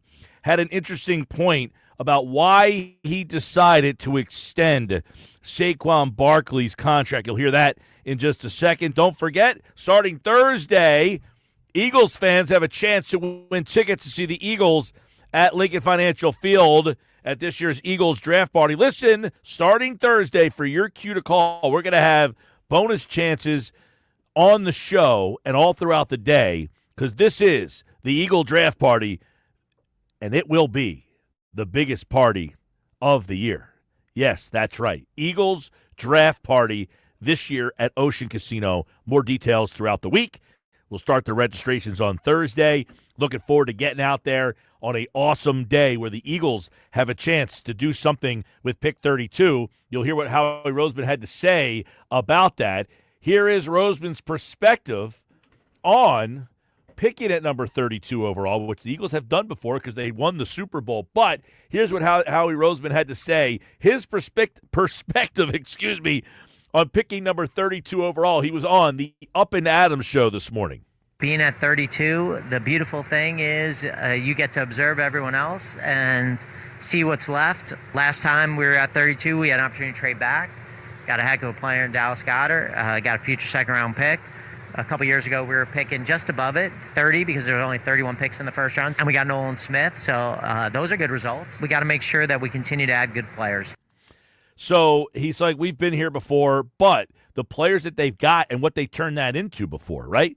They traded 32. They ended up getting Dallas Goedert, the one guy he said a second-round pick, and then they got Miles Sanders with that second-round pick, and they got a fourth-round pick, and that was Avonte Maddox. So they traded 32 and ended up with three players that all contributed to the Philadelphia Eagles. So one of the interesting parts about this is all right, so what's the focus this offseason? You lost a lot of players. You lost key players, Milton Williams, Josh Sweat, Oren Burks, C.J. Gardner-Johnson, Darius Slay. They lost 4 starters and then a fifth one in Oren Burks that started in the playoffs. So they really lost 5 starting-level players on the defensive side of the ball. Not to mention Fred Johnson, Mekhi Becton on the offensive side of the ball. That's 7 pretty important players that they lost. But Howie Roseman on the Up and Adams show talks about what the focus is this offseason. Got to just keep moving forward. And we've lost a lot of good people on the field that we got to replace, and the opportunity will be there in the next few weeks to improve our football teams, which I'm excited about. So we got to keep moving forward. What does that mean? Well, let's see. They added a bunch of players in free agency. They added a bunch of players that will be competing for jobs here. But the draft will now become a spot where you wonder, are they looking to the draft to build the team on the field or build depth behind the players on the field? When you listen to what he said about 32 and picking at that spot, and then the possibility of, look, we've got to keep moving forward. Do you wonder if that means they're not done in free agency yet? Are they still going to try to find guys in free agency that can continue? I think the whole – now, before – when the offseason started, I said I thought Roseman was going to take a big swing and do something that basically was like, hey, we're the Dodgers. We won the Super Bowl, and we're getting better. That's not the case. That's not the way they've gone about this. What I think the messaging really turned out to be, hindsight, is we took a step back maybe, but to take that step forward again and keep moving forward, like he's saying, we've got to bring competition into the building. We got to get good players. We got to get guys that can compete and make our young players compete to win jobs. That's how, look, Milton Williams, he was a young player, competed, got a job, got himself paid. Josh Sweat, he didn't start right away. He had to compete his way to the field, and now he got paid big money too. Same thing, when you look around this roster, you have a bunch of guys who have had to compete to win starting jobs on this team.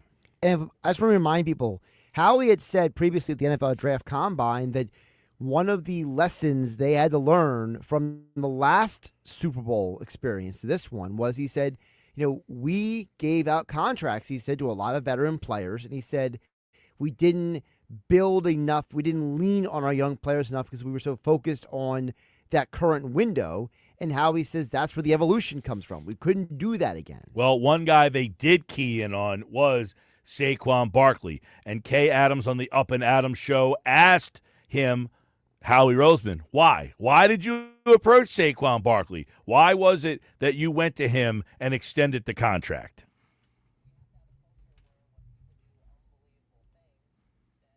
Order for those, and for him, it was when you think about where he was from a salary perspective, and then you compare it to other skilled players, it certainly was different, and he had a huge impact, and so certainly was something that was at the forefront of our minds. So, very interesting.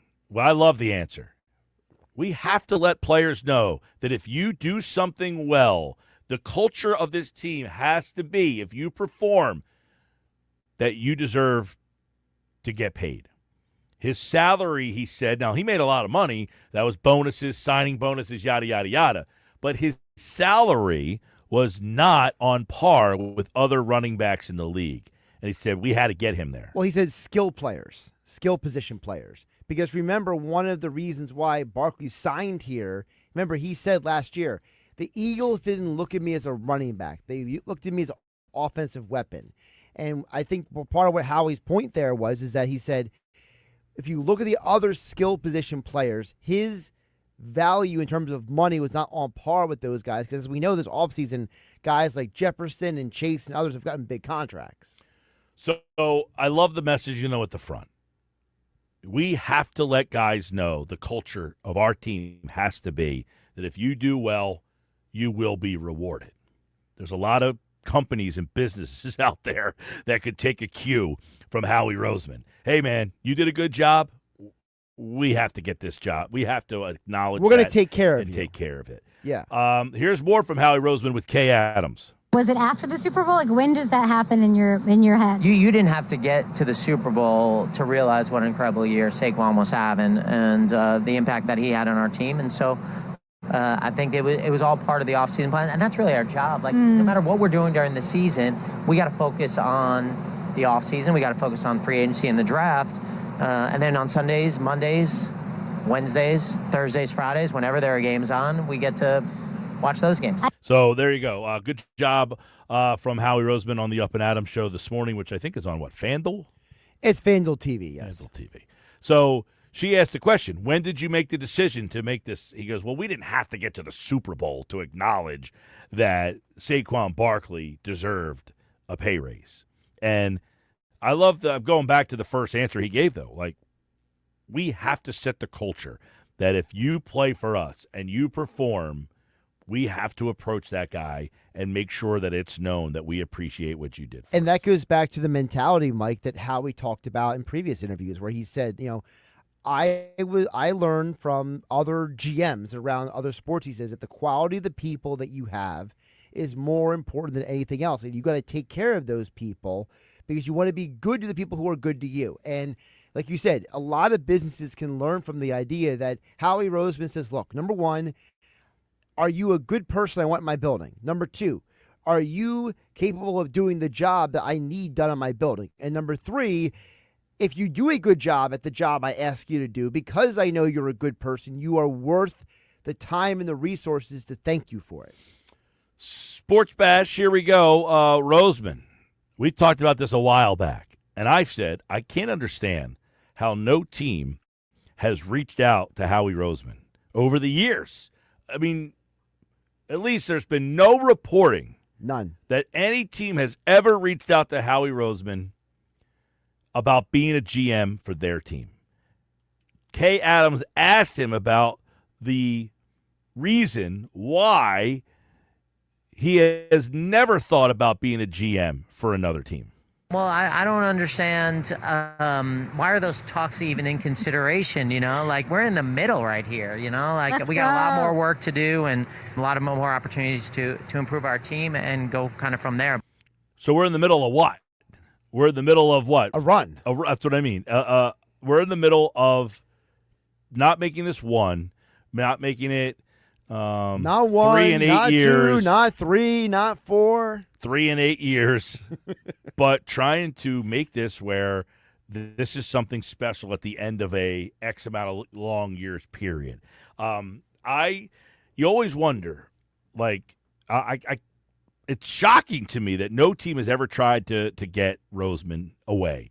But, football's different.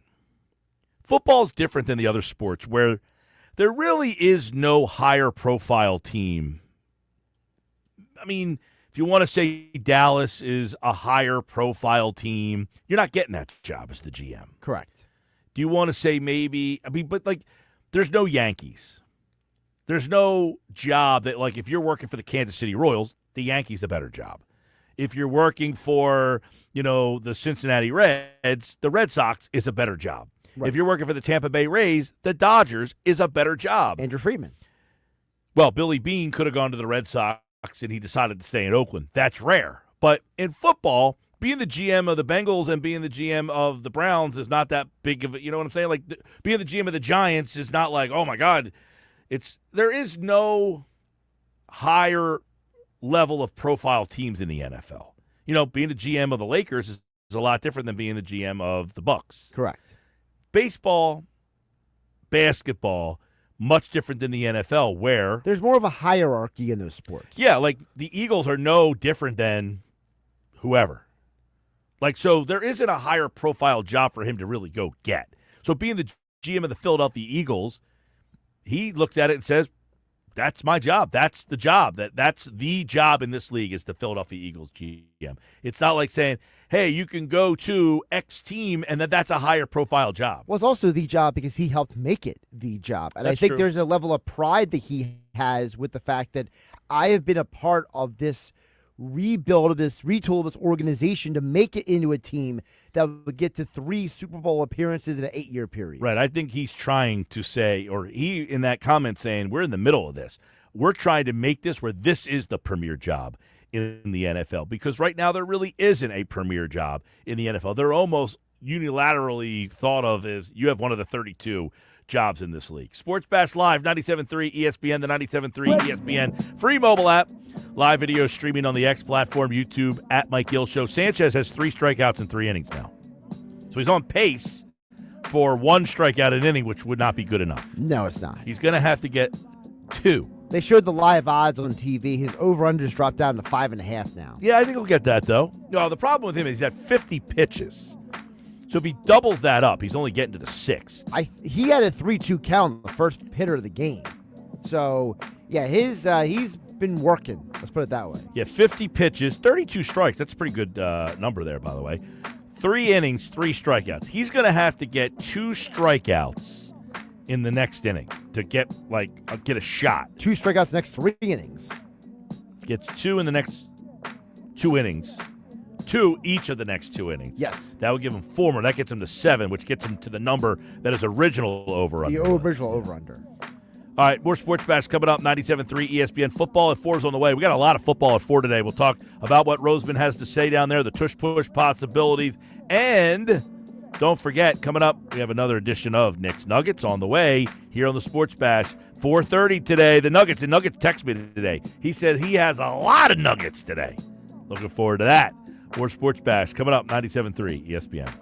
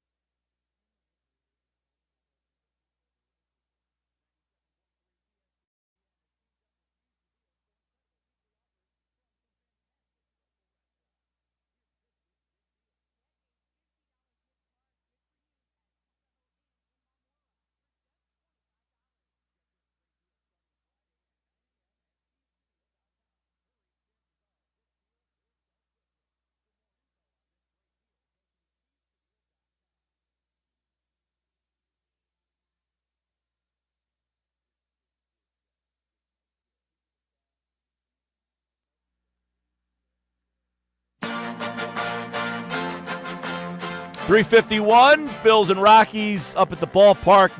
Nothing still to score. End of 3. Sports Bash Live, 97.3 ESPN. Sanchez heading into his 4th inning of work. He's got 3 strikeouts. Marquez, 3 innings of work, just 1 hit apiece for the 2 pitchers today. So 2 hits in the game. The Phillies hit by Max Kepler. The leadoff hitter for the Rockies, Doyle, led off with a single, and that's all the hits so far in the game. Not a lot of action up at Citizens Bank Park for the start of the home opener. You know, people, I know a lot of people who go to the home opener every year, 14 years, 15 years, people that, aren't really even baseball fans or, go to no other game. They go to the home opener every year. I've never been to the home opener. I've never been to a home opener. So it's like a tradition unlike any other. Right. It's a lot of people, this is their day. This is it. Going up to the game, home opener. Now, do they have season tickets, or do they just get walk-up tickets? It's a good question. I'm seeing a lot of people on social media hey, the annual, 15th year I've been sitting at the game. This is 14th straight year I've been at the game. A lot of people that just, I guess, make this like a day. I mean, I just remember when I was younger, when my buddies and I used to go to the Phillies games, and you know how it was. You would just go to the park, not even just general admission it, and go to one of the restaurants or bars in the outfield and just watch the game. Well, I mean, I can remember I was in grade school, I think, at the time, maybe. I had to be, because the guy I went to the game with, I only went to school with him up until 8th grade. Okay. And we went up to a game where it was at the Vet. And we just kind of went up, took the train up there, went to the game. And, you walked right in. I mean, the Vet had 70,000 seats. Right. The place was half empty all the time. Right. But I wondered, a day like today, could you just show up at Citizens Bank Park? How many single game tickets did they have still left at the windows, or was this game sold out? Because I'm looking at people that I don't see go to games ever saying, hey, I'm at the game. This is my 15th year in a row at the home opener. I didn't realize. I guess it is a big deal, the home opener. People go. I understand that. I know it's a sellout. But I guess, this is the one game. If you're picking one game all year, and you got a nice day today. A lot of times, April, it's cold. Yeah, this is probably the nicest April day we've had for a home opener. Well, it was 80 degrees in Washington on Saturday. I mean, it was a nice day down there. I don't know. I can't even remember the last time I went to a Phillies game. Well, you went to the Phillies game in London. I mean, in Philly, yeah. Oh, in Philadelphia. At Citizens Bank Park, yeah. That's true. You've been to a lot of games on the road. Pittsburgh, Baltimore, London. And I go to a lot of spring training games, but I can't remember the last time I was at Citizens Bank Park. It's been a little while for me. I'm going to try to get up there here soon. 609-403-0973. Phillies made fans buy 4 games to buy the opener. Late 80s, early 90s, the home opener at the Vet meant nothing. 7:35 start, only 30,000 in attendance. Yeah, you get a game at the Vet, 7 o'clock. They're making it an event now, 3 o'clock in the afternoon on a Monday, by the way. People calling out of work today? Anybody calling out of work for the Phils game today? Football at 4 is coming up on the other side. Jeff Mosher in the house. A lot to discuss on this Football at 4 Monday as Howie Roseman speaking on a lot of things. Stick around.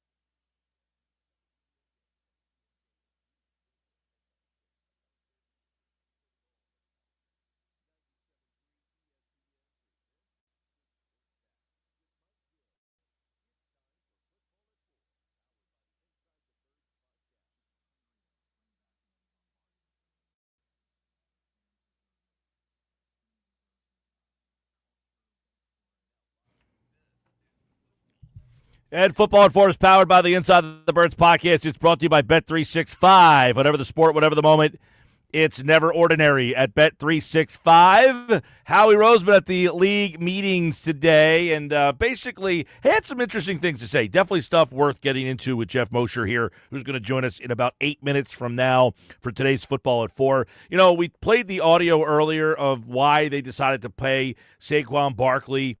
You know, Zach Bond is in there as well. You know, he says when we talk about Zach or Saquon and we put them in the box and we say running back or linebacker, you know, traditionally we haven't done that. He says, I mean, those are our difference-making players. These are guys who are some of the best players on their side of the ball in the league, and those guys are impossible to replace. And so from our perspective, yeah, we had to make some tough decisions that didn't feel great at the time, but they were to keep guys here over a period of time so we could do our best to try to compete for another championship. Keep those guys that we feel like are playing some of the best players in the league. Pretty interesting to hear him signal out Zach Bond as one of the best players in the league on his side of the ball. When you think about Zach Bond, I don't think we put him in that category, but when you say they identified him as a difference-making player, Zach Bond, and he's one of the guys that they went into this offseason and targeted. We kept talking about the priority list, and I kept saying, you know, I think for me, Zach Bond is the one that they have to target. He's the one they have to prioritize because they have failed so miserably at that spot in the past. They don't want to draft that spot. So when you have that guy in-house, and it means I don't have to draft that spot, I don't have to spend draft capital on that position, then I'm not going to do it. The other thing that he was asked about, Howie Roseman, was about trading Chauncey Gardner-Johnson. And he said, quote, I think you're just taking the CJ move in a vacuum. It's kind of not giving the whole perspective of where we're at. And I think Chauncey did a great job for us both years that he was with us. Obviously making the Super Bowl twice in the 2 years with him as our starting safety. He goes on to say, quote, really, when you look at our team and you look at the amount of highly paid players who earn their contracts, we got 8 guys who are making $15 million or more. We have, from 2022 to 2024 draft, we have 8 starters who are on the Super Bowl team. None of those guys have long-term contracts. In those drafts, probably 5 or 6 players that will be competing for starting jobs. Quote, so we have a lot of players coming through that aren't under long-term contracts, plus a lot of guys who are on long-term contracts. And we never want to be in a situation where we have 1 year and we're getting rid of 20 guys. And we've been very fortunate to be aggressive in keeping our guys and signing guys in free agency. And it's also got to align with the draft and having younger players. Certainly, that's the important thing to do, is draft well and then keep your players. And so we got to make sure that going forward, we have an opportunity to do that as well. A lot of those players that we're talking about are good, young players, and we're excited about that. So we had to make some tough decisions here. So what is the translation of all that? What do you get out of him saying that? Is we got all these young players, we got to pay these guys. It sounds like to me, all right, it sounds like to me he's saying Chauncey Gardner-Johnson's not all that important. We can afford to kind of move on from Chauncey Gardner-Johnson. Translation to me is, thank you for your service. We have other priorities on this team, and you were not one of them. Something else, I think, kind of layers why they decided to make that trade. You don't agree? I think it's a little less brutal than how you're painting it, because if it was as brutal as you're painting it, then I don't think C.J. Gardner-Johnson goes on his Twitch stream and says that he had a great conversation with Howie and he has no ill will toward leaving the Eagles. CJ made it sound like this was purely a business decision and that, you know, he was fine with it. You know what I mean? You're making it almost sound like, yeah, CJ, you're not that good. Who cares? Well, I mean, I'm not saying you're not that good. Who cares? I'm just saying you're not – that position isn't valued that much. It's not as important. Maybe under Vic Fangio, it's not as important as it was under, say, Jonathan Gannon, where he had 6 interceptions. It was a big part. He had a big role here. I'm wondering, though, if Vic Fangio's like, hey, listen, if you're going to make a decision, I'd rather have the linebacker than the safety. Right. In Fangio's system, the linebacker has been way more important over the years during his stops in San Francisco and Chicago and Denver, whereas the safety position has kind of been interchangeable. By the way, Sanchez, 2 strikeouts last inning. He's up to 5, halfway to 10. It's 65 pitches. So that's a 15-pitch inning there. Not bad. We got better. He's a little more efficient. Yeah, it's right there. I mean, it's good. He's at 65. I would imagine right around 90 to 100. He's probably on the outs because it's early in the season. It's only 4 innings, though. I would like to see him 5 strikeouts through 4. If he can get 3 more innings, can he get 5 more strikeouts? And that means that's pretty tough. It's tough, but it's definitely doable. Yeah, but that means essentially, he's getting 2 more strikeouts next inning, 2 more the following inning, and still needs 1 more. Sometimes you just got to have faith, Mike. Yeah. We'll see. I'm a little nervous. Now, if you took the 7, 7.5, right. which was the original number. That was the main over-under. That was the number when you went to go see over-under strikeouts for Sanchez. I took the extra value, right? Plus 1,100. What was the odds on 7 strikeouts? 7.5. Minus 110. See, minus 110. Not enough. Not enough. Yeah, it was plus 180. Skin in the bone. Skin in the game for me there. It was plus 180 for 8. Plus 180 for 8 strikeouts. Yeah, I mean, to get 10 strikeouts for plus 1,100, now we're playing. Now we're getting wild. If I can go back to the C.J. Gardner-Johnson thing real quick, Mike, I wanted to ask you, how much do you believe in all of this is also the idea of what you talked about last week? Like, remember, you brought up the fact that what Slay said about Reed Blankenship. Does this organization look at Reed as the next leader in that safety group? It's possible. It could be Reed. It could also, because I don't know that they looked at C.J. Gardner-Johnson as a leader, number 1. Correct. Number 2, it could be that they value one of the safeties that they have here, and we just are assuming otherwise. Do they really like Christian McCollum, and we're all just assuming it's Sidney Brown that's going to get that job? Do they really like Lewis Seen? They signed him. He was a first-round pick. Do they really like him and think that if they get their hands on him, that he could be something, and people are just assuming that he's a nothing burger? You know what I mean? Right. And for the cost, value, and what we got in return, do we say, you know what, we think we can manage without Chauncey Gardner-Johnson? Now, he did say, because he was asked about why the decision now and not next season. Because a lot of people said you're not saving that much cash right now by moving Chauncey Gardner-Johnson. And he said, we have this 2022-2024 group of players who, none are under long-term contracts. And so all that does is make the problem worse. Every dollar that you spend is $1 less than you can spend on some of these younger players that maybe you want to retain. So getting out in front of it was important to us. And again, hard decisions, not asking anyone to agree with them, but that's part of our job. So he's saying, I got guys coming up here. Someone had to go so that I can have the money to pay guys that we value more, right? Well, I mean, that's the writing on the wall there. Well, you have to pay Jalen Carter. You're going to have to pay Cam Jurgens. You're going to have to pay these guys long-term if you're going to keep them. And by the way, you got to make a decision on Jordan Davis as well soon. Well, I would ask this question to people out there. If you had a pick between Quinyon Mitchell, Cooper DeJean, or keeping Chauncey Gardner-Johnson, what are you doing? You're going with DeJean and Mitchell. I'm talking about risking losing one of those guys. Sorry, I didn't put that caveat. Oh. Okay, so here's the scenario. You can keep Chauncey Gardner-Johnson, but Quinyon or Cooper, one of them goes. You're not letting 2 years go. from now or whenever they're up for 3 years, yeah. Exactly. All right, Jeff Boscher's here from the Inside the Birds podcast, InsideTheBirds.com. I don't know if you heard any of that conversation we were just having there, but Howie spoke at length today on the Chauncey Gardner-Johnson decision, and he's saying every dollar we spend, that's something that takes away from spending down the road, to which I said, because he didn't have to trade Chauncey Gardner-Johnson this year. There wasn't a huge cash savings. So he's basically saying we did it because we have these 2022 to 2024 guys that we have to, start planning for. So a lot of people are kind of reading this that maybe they didn't value Chauncey Gardner-Johnson all that much. I just think that it's allocation of resources. There's a player that they drafted. Look at in year 3 now. They aren't obviously spent. They are looking at spend cash. It wasn't a huge cap savings. I'm sure it was a larger cash savings, which we know the Eagles are a cash over a cap team, Mike. So I think that there's a number of things that went into it.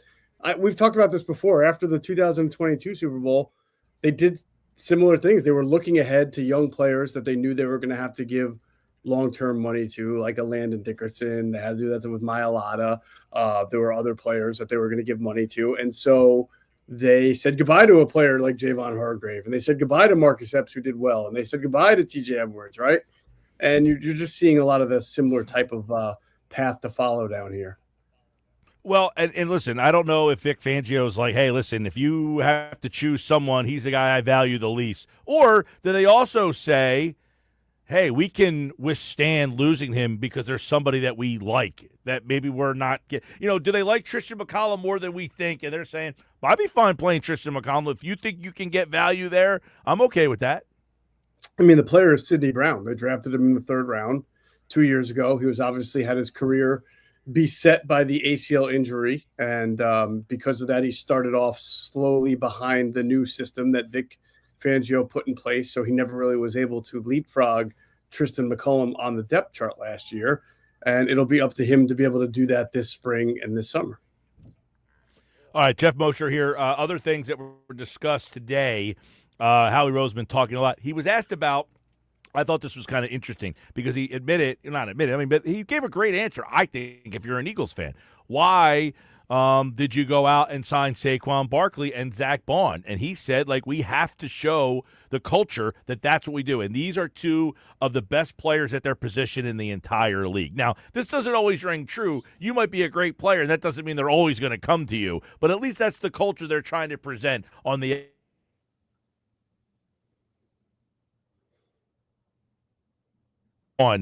which is, hey, you deserved it, and we wanted to, you are a difference-making. He classified them both as difference-making players.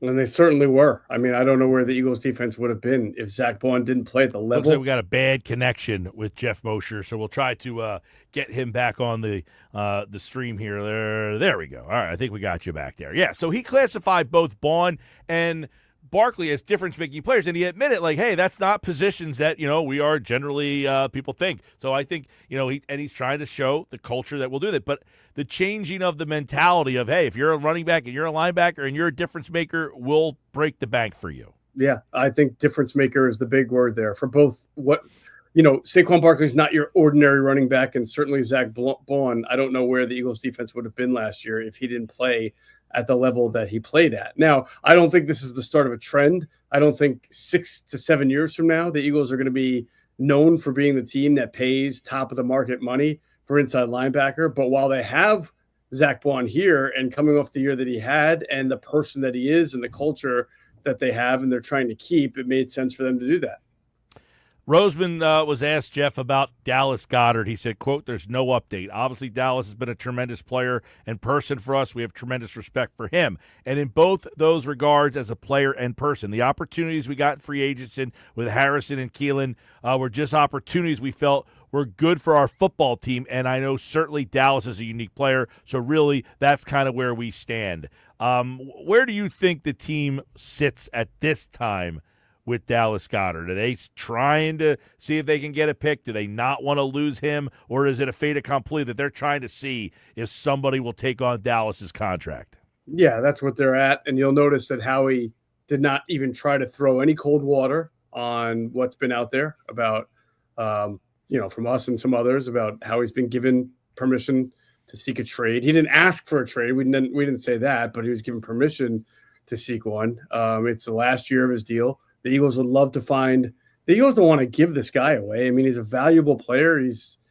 a really important type of player. Could they keep him and let it play out one more year? Possibly. But if they're really hell-bent on moving forward and saving the cash, I mean, there was a time with Zach Ertz was in this same situation, and everyone thought he was going to get traded going into the draft, and he didn't get traded going into the draft. And then – everyone said, oh, well, the media is making this stuff up. They're not going to trade him. And they waited all the way until the regular season. And then they finally traded him and gave the extension a couple weeks later to Dallas Goedert. So they have some time here. It's not going to be the exact same situation as Ertz. I don't know that they would go into the season with it, but I imagine if they can't find a deal before the draft, then whatever teams didn't maybe get a tight end that they were looking for, or maybe have an injury to tight end, then you start to restart the conversations.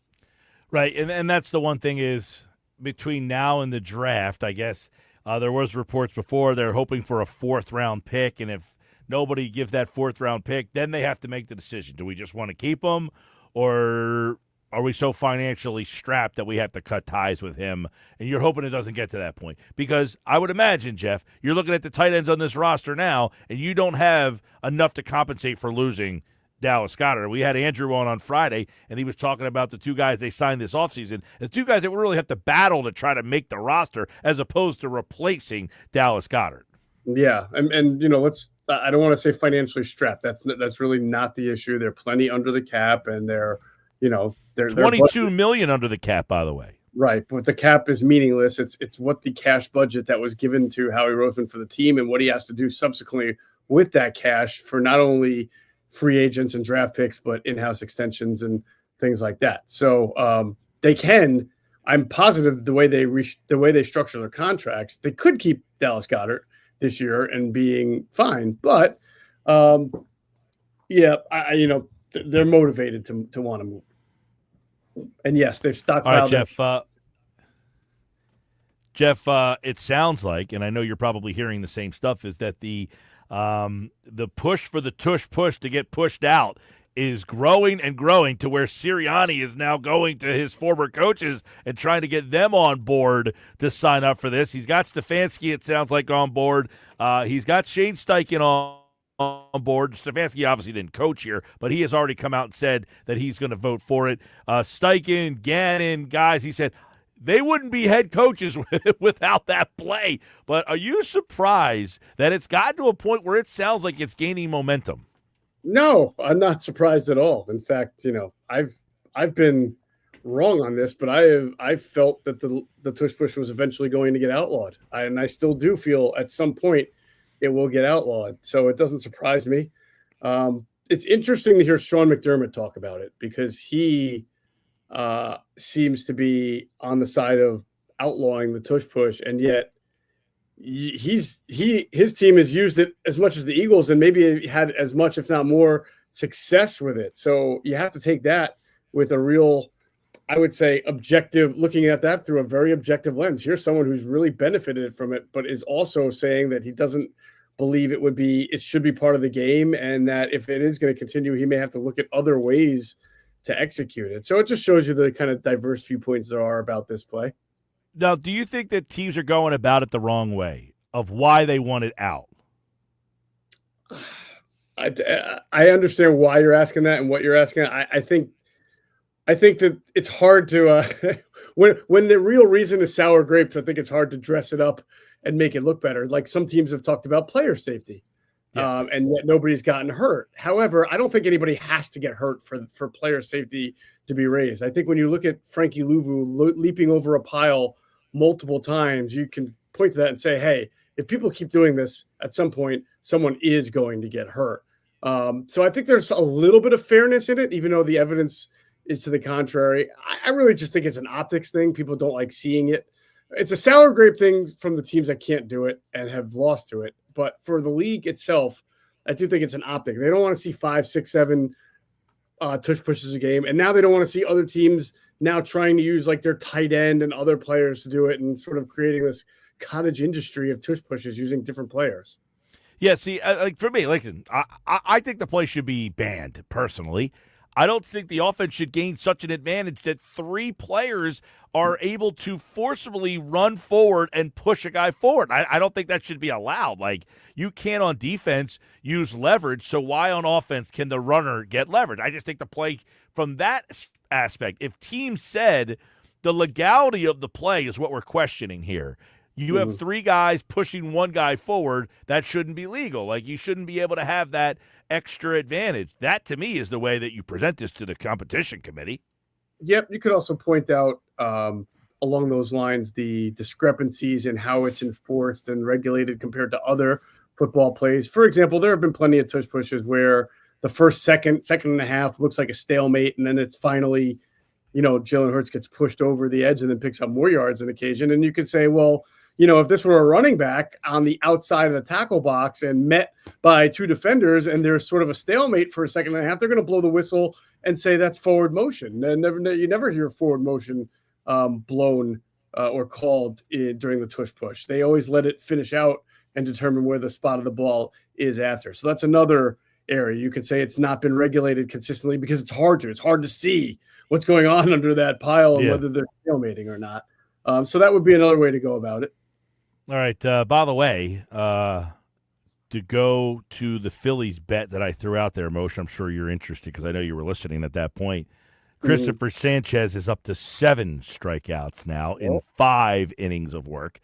So he is teetering. He needs one more to get over the original number, which was 7.5. I said 10, and I don't know. I know they have Kirkering warming up. He's at 85 pitches right now, so it's going to be close. Can he strike out the side?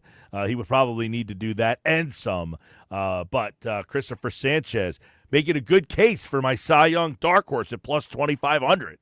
Yes, minor bone to pick on my side with you and Josh on saying that Aaron Nola is essentially the 4th starter for the Phillies.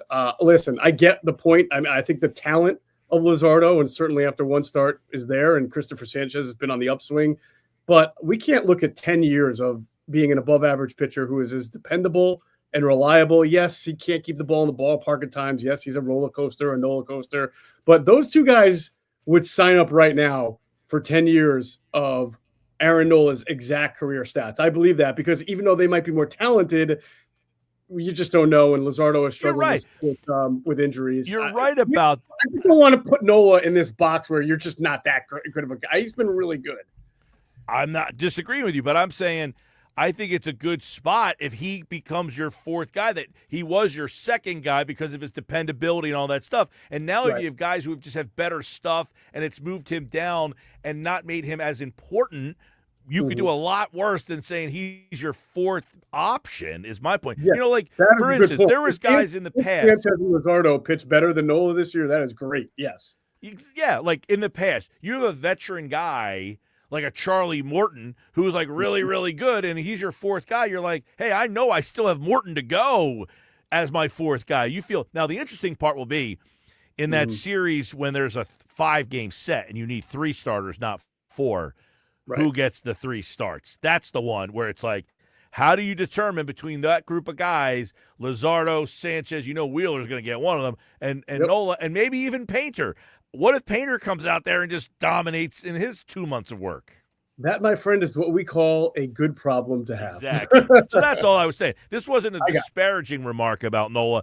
This was a good thing that you have a guy who's so steady and dependable as your 4th option.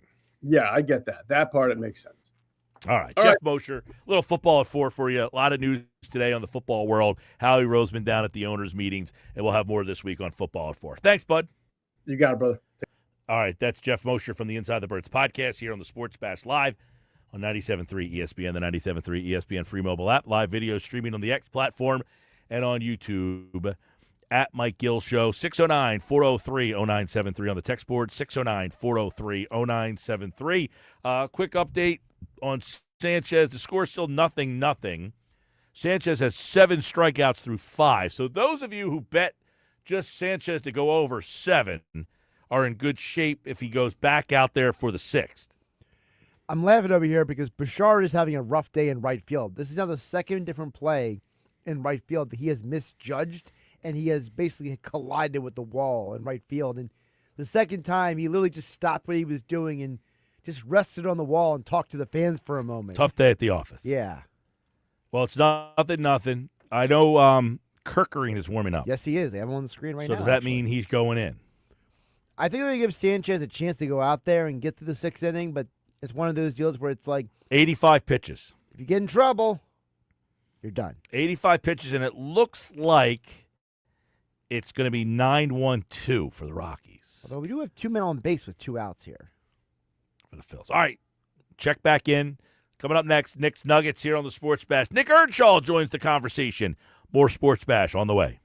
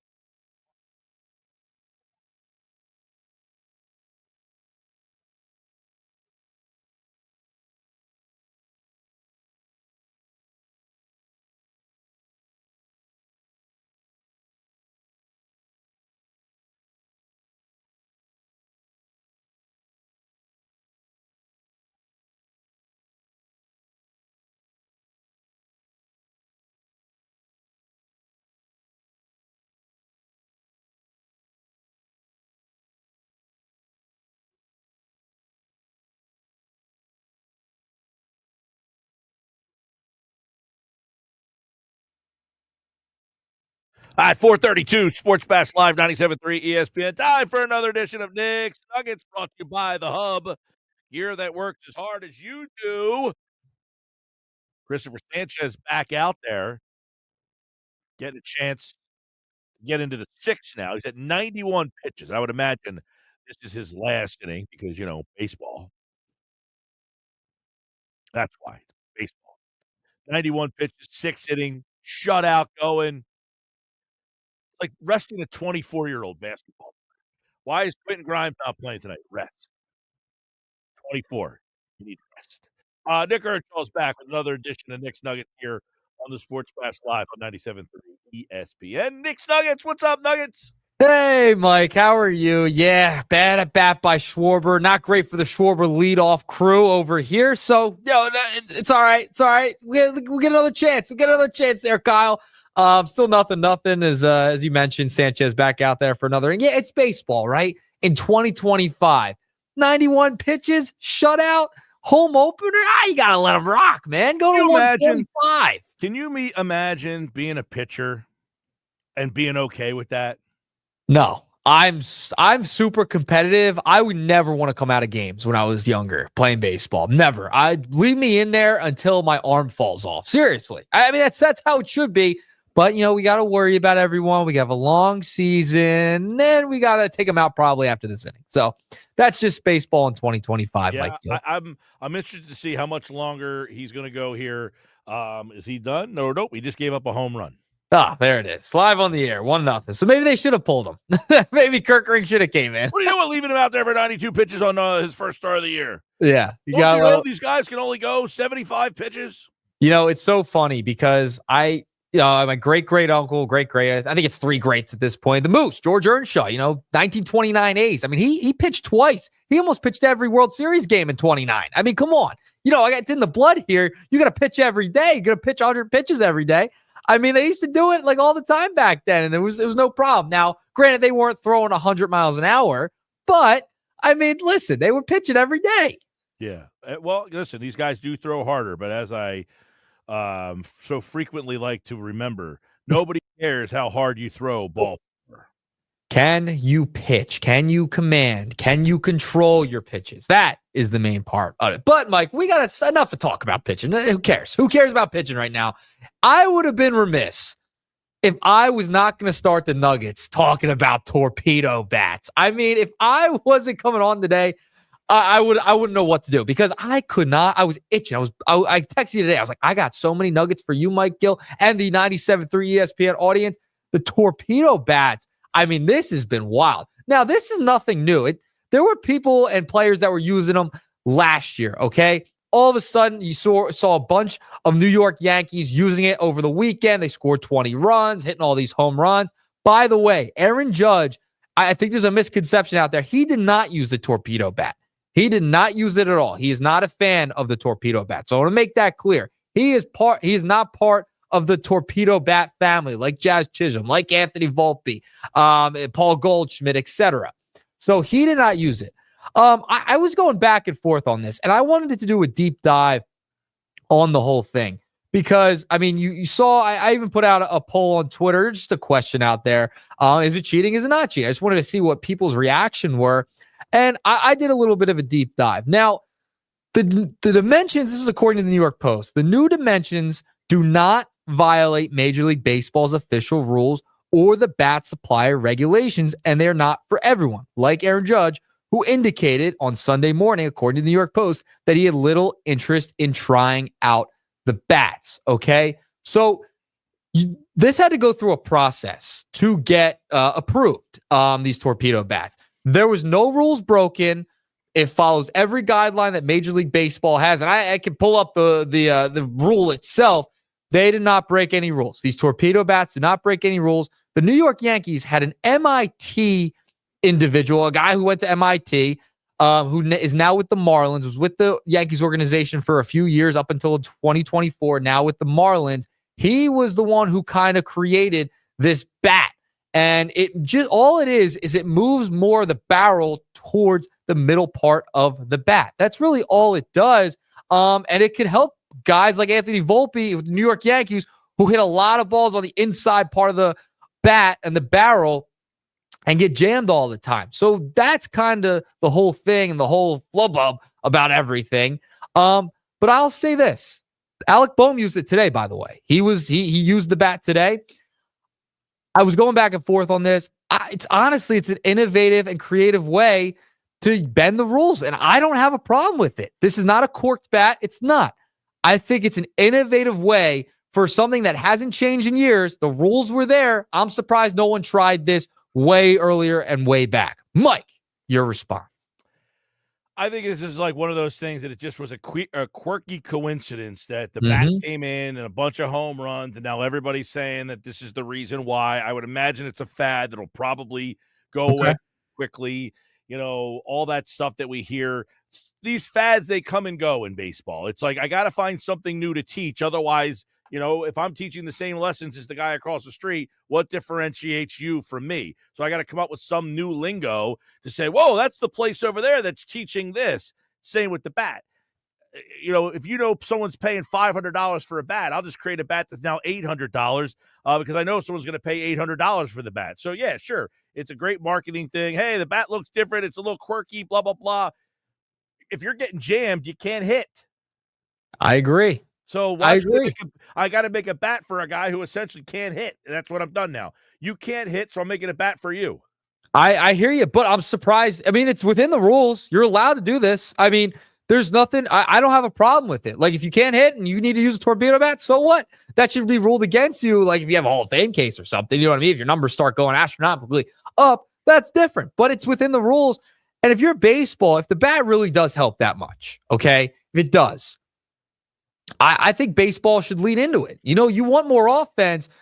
I think this is a perfect time to do it. You have a little momentum right now. Why not lean into it? Have a little more offense. That's fine. It might not be. It might be a fad, like you said. You might see all these teams try it. It might not really do anything for certain guys. Like maybe the Yankees just had a great day. Like I mentioned, Aaron Judge did not use it. He did not use the torpedo bat. Yeah, because got to make that clear. No, he didn't. No, I'm saying. Aaron Judge doesn't need a gimmicky bat. That's what I'm saying. Hit. Right? Yes. But that's what I'm saying. It might be. You might be right. It might be a fad. Some guys it'll be beneficial to. Some guys it might not be. They just go use a normal bat. So I don't have a problem. It's a bat that's been designed for guys who can't hit. That's the purpose of the bat. The bat is designed for people who can't get the part of the bat on the ball. So they're moving. So for people out there, like, what the hell are you talking about? The bat barrel, as we know it, is typically from the top and then kind of narrows its way down. They took the barrel of the bat and the top of it is thinner and the barrel is bigger in the middle part of the bat. So it kind of has a look that's thin, wider, thin again. So it's basically a bat made for people who kind of get jammed and have a little bit of problem. Maybe they're shorter. I don't know. You know, through the history of the game, the bat has constantly looked pretty similar. I mean, it's gotten bigger. The barrels have gotten bigger. They've made these bats, you know, that have bigger barrels as, you know, the dimensions. Now, some leagues outlaw the dimensions of the roundness of the bat. Yeah, I mean, this to me is a fad that will be, you know, Alec Boehm apparently is using it today. Yeah, that's what I said. Alec Boehm would need to use this bat. He's hitting fine without the help of this bat, but hey, to each their own, I guess. I don't really have a problem with it. I don't think it's like this thing that's going to revolutionize the game. Well, I mean, there's people out there that believe this is cheating. I don't think it's cheating at all. I think it's innovative. They followed the rules. It got approved by Major League Baseball. It went through all the right processes. And you see players now across the league are going to start using it. Alec Boehm today using it. I don't think he needs to. About it. Bryson Stott was asked about it, and he said, "Yeah, it's not for everybody. I don't really need it." Well, Stanton, I mean, there's been a weird little thing going on with Giancarlo Stanton, and he's kind of blaming, it feels like, the bat on his injury. You know what I mean? So it's not for everyone. Some people, like you said, who can't hit inside pitches might want to use it. And Anthony Volpe, for example, gets jammed on everything. He's using it. He's been playing better. Take it for a grain of salt. I don't know, but players are going to use it. It's going to be beneficial for some. It's not going to be beneficial for everybody.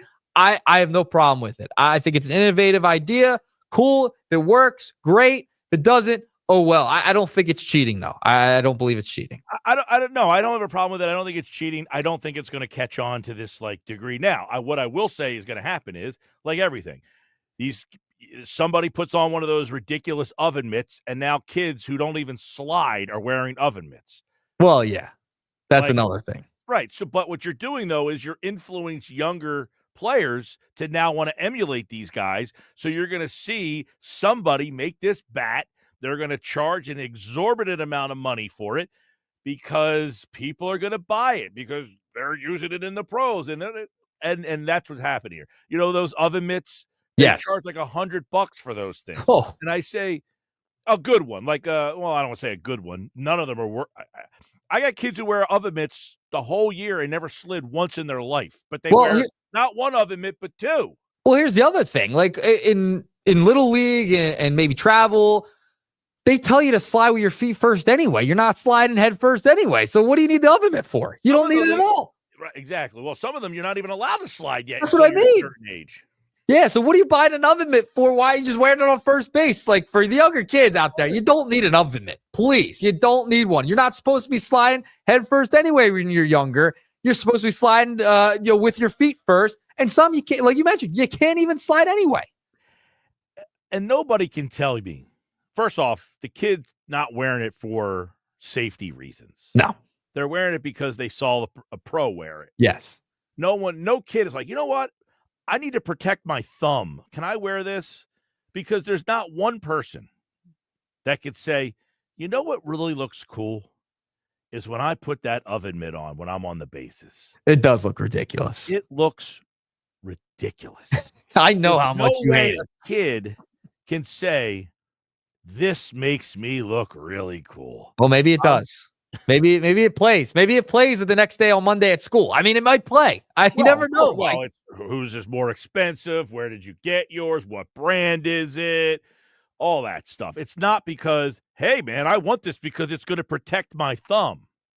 No, not one bit. For the kids, it's not. That's not the point. And by the way, what are you protecting your thumb for? What are you, 12 years old? You don't need an oven mitt, okay? 12-year-olds don't need an oven mitt. You should be You should be sliding with your feet first anyway. Now, me, I never listened. I would slide head first a lot, but I didn't care. I was scrappy. I don't mind being scrappy. Some players like to be scrappy. That was me. However, these kids, they don't need oven mitts. Now you will see, and you are right, you will see these torpedo bats make their way down into these younger leagues. Yeah, absolutely. That will be what's next, is the influence that the pros and what they wear will now siphon its way down to, you'll have an 8-year-old player saying, I need a torpedo bat because Mike Stanton uses one or Volpe uses one. So instead of paying $500 for a bat, now you're going to get charged $800 for the bat. Because if I'm that guy who's making those bats, I'm upcharging the heck out of those things. The guy who created it from the Yankees, who's now with the Marlins, should have patented it or something. He should have copyrighted it. He would have got a little something probably from every sale. So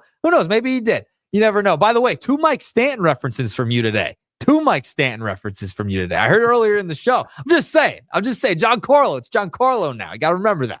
All right, let's move along. Nugget number 2. I want to talk about Citizens Bank Park. Now, USA Today came out with a study, a poll that Citizens Bank Park was the best stadium in Major League Baseball, named the best stadium in MLB by USA Today. So there was all those changes. I don't know if you're on social media, if you saw on television, radio, heard about it, whatever. CBP made a lot of changes heading into this year. And there was one that I found out about today, and it's the bullpen. The doors on the opposing bullpen, they have sliding glass doors, so you can't heckle the opposing team anymore. I'm going to be honest. This is soft move. Soft. Totally soft by the Phillies here. Putting glass doors on the bullpen doors on the opposing team.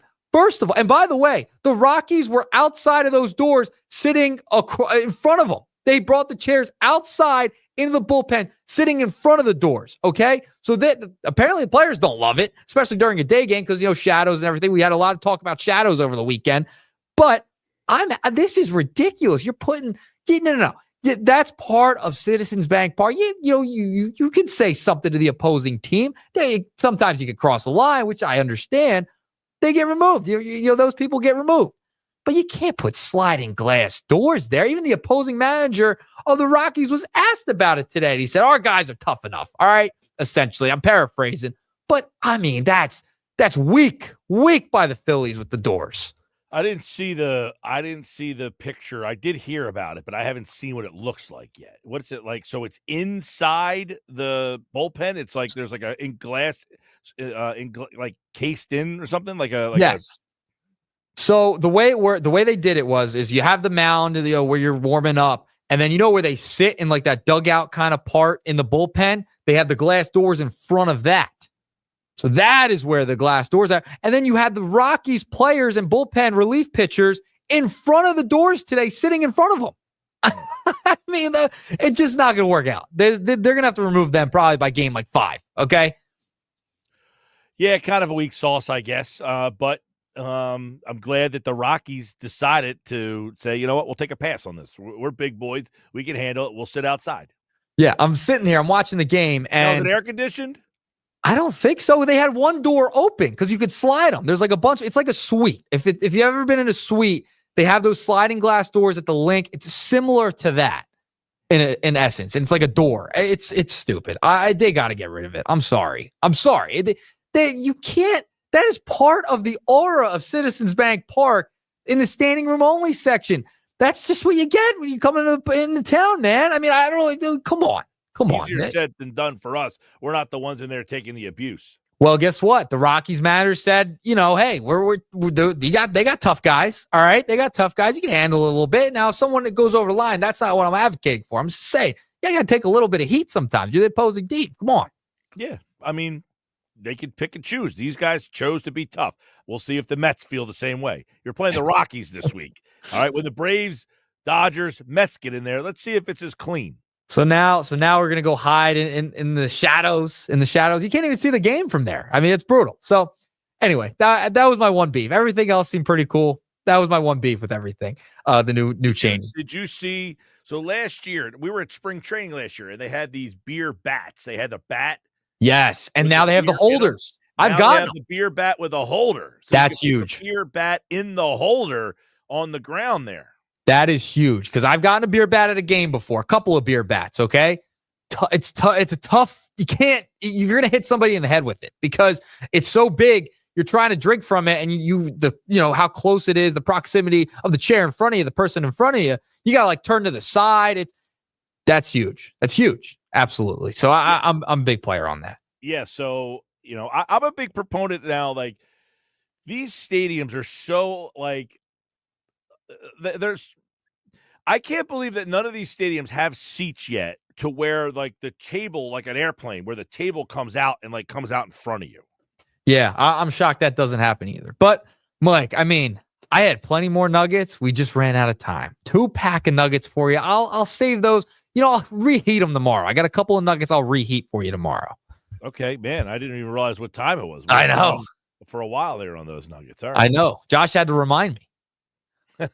All right, well, there you go. There's Nick's Nuggets today. They're brought to you by The Hub, gear that works as hard as you do. I was trying to bring the picture of the bat up here, but my computer is about as crappy as you can possibly get, and it is really, really lousy today. It's like normally on a scale of 1 to 10, it's about a 4. Today, it's a 1.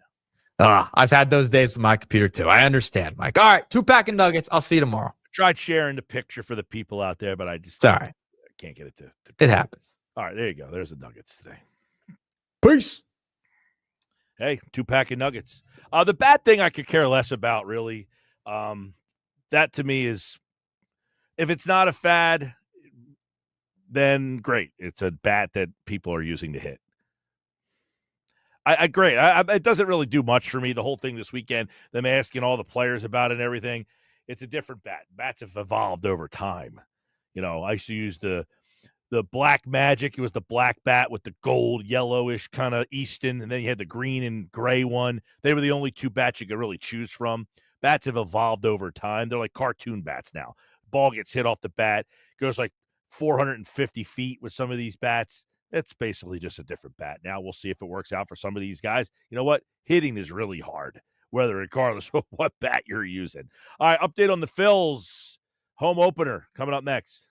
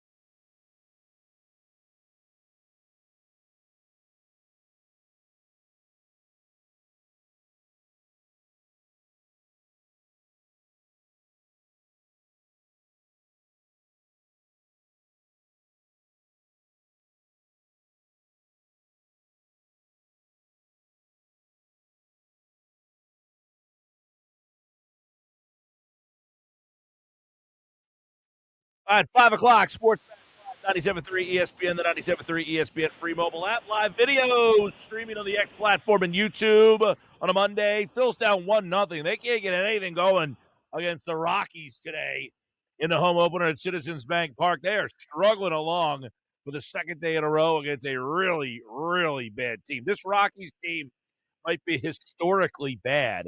They were really bad last year. And they might be just as bad, if not worse, this year. And they are getting shut down. Sanchez pitched really well, gave up one solo homer, and that's the score, 1-0. Rockies lead the Phils in the seventh. They're into the Rocky bullpen right now, but Rockies are going with a lefty. Alexander in the game, and he is facing now Kepler, a lefty. He's facing Castellanos. Now, Kepler got on here. Castellanos is up. Stott and Marsh, two lefties, are on deck here. So, obviously, Colorado likes their situation. Kepler 2 for 3 on the day. He did get the hit, got a double earlier in the game. And Stott and Marsh sit here coming up after Castellanos. We'll see what Casty does.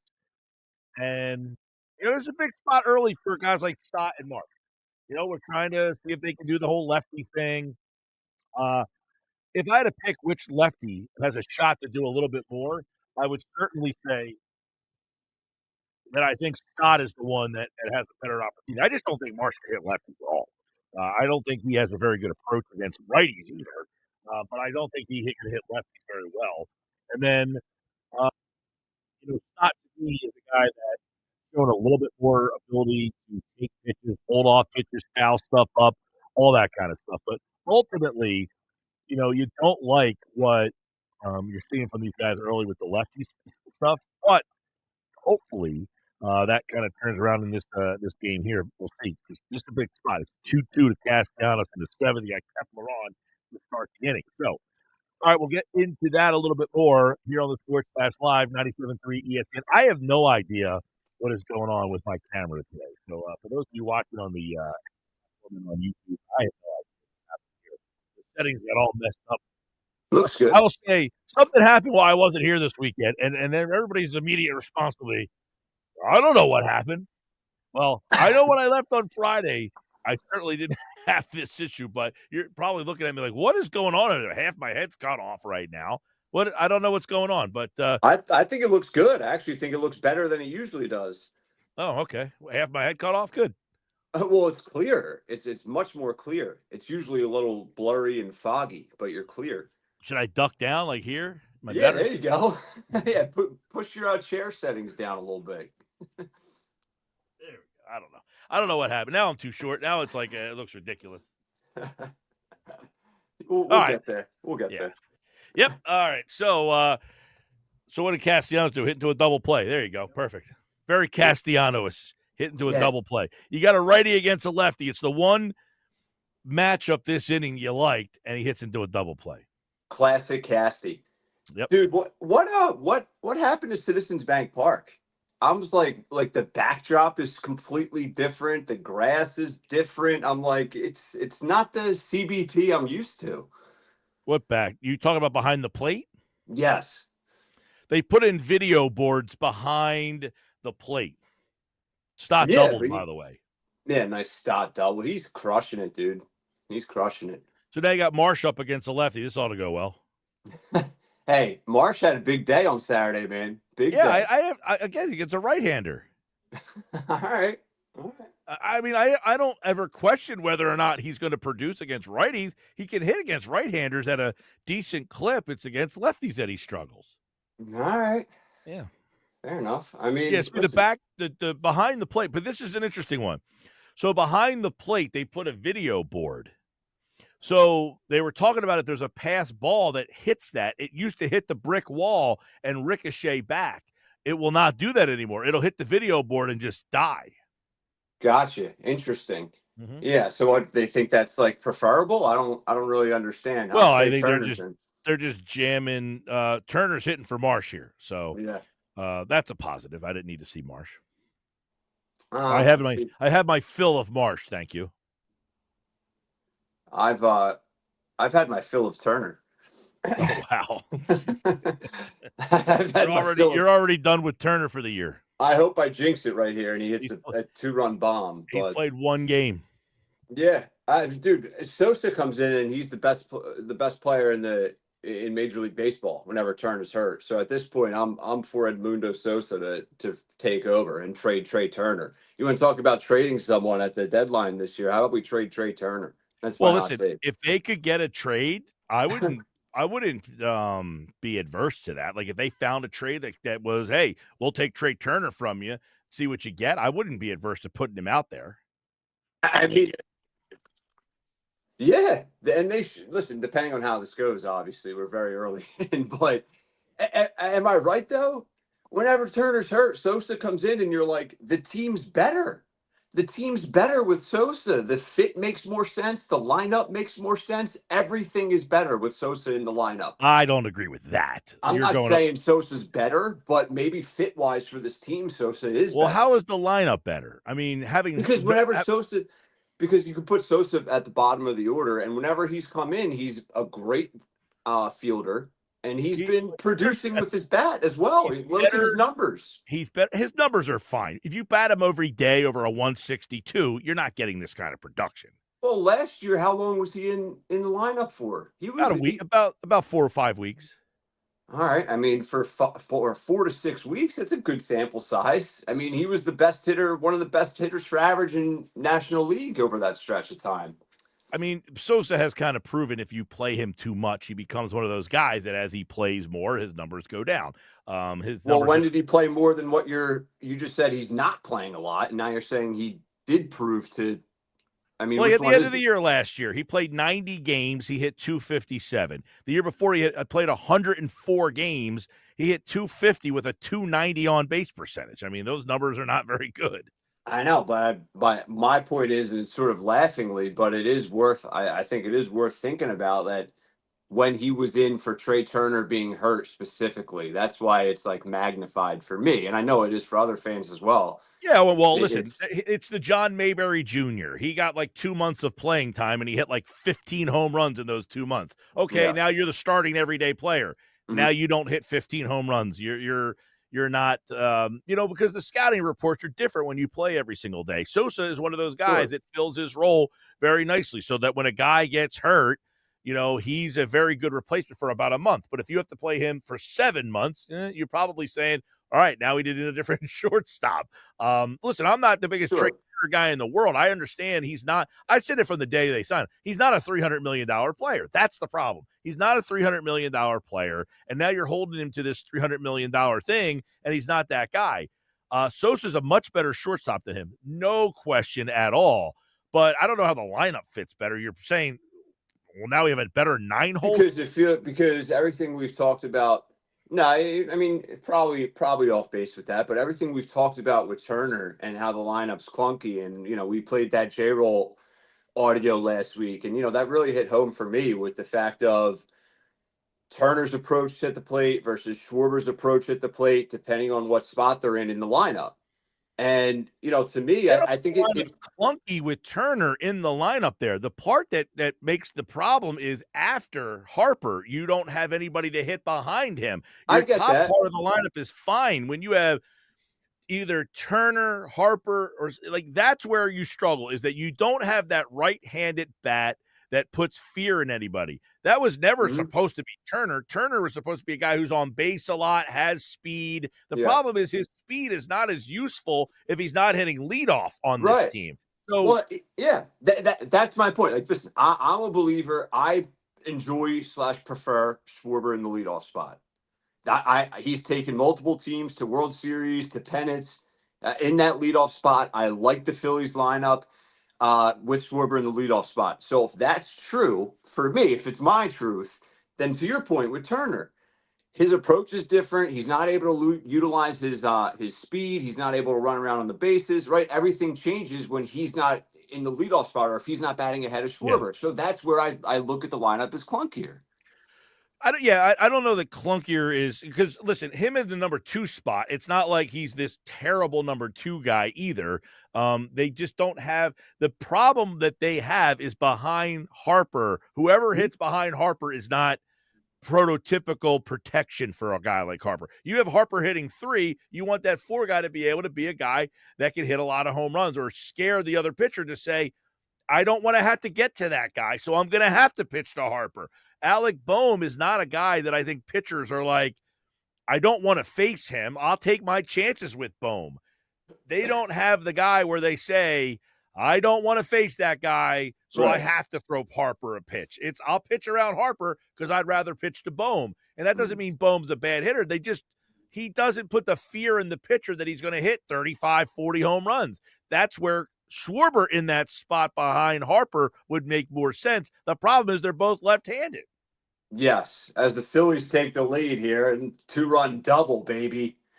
Let's go. Who hit the double? Was it Sosa? Of course it was Sosa. Best player on the Phillies, my guy. Come on.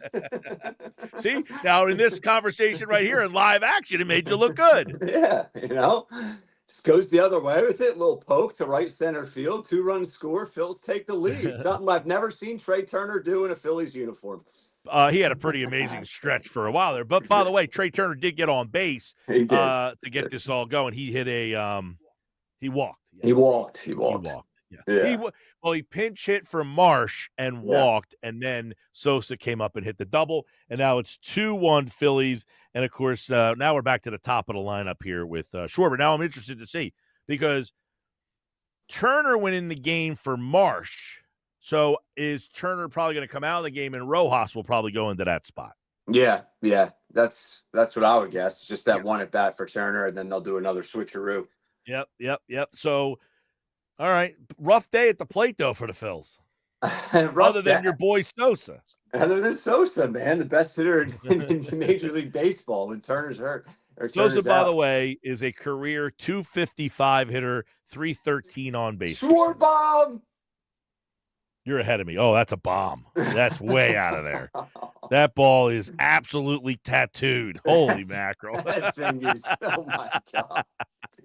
I didn't see it. My back's to the TV, and then you said it, and I turned around. So you're ahead of me. All right, I'm a little ahead. And this is the other point, okay?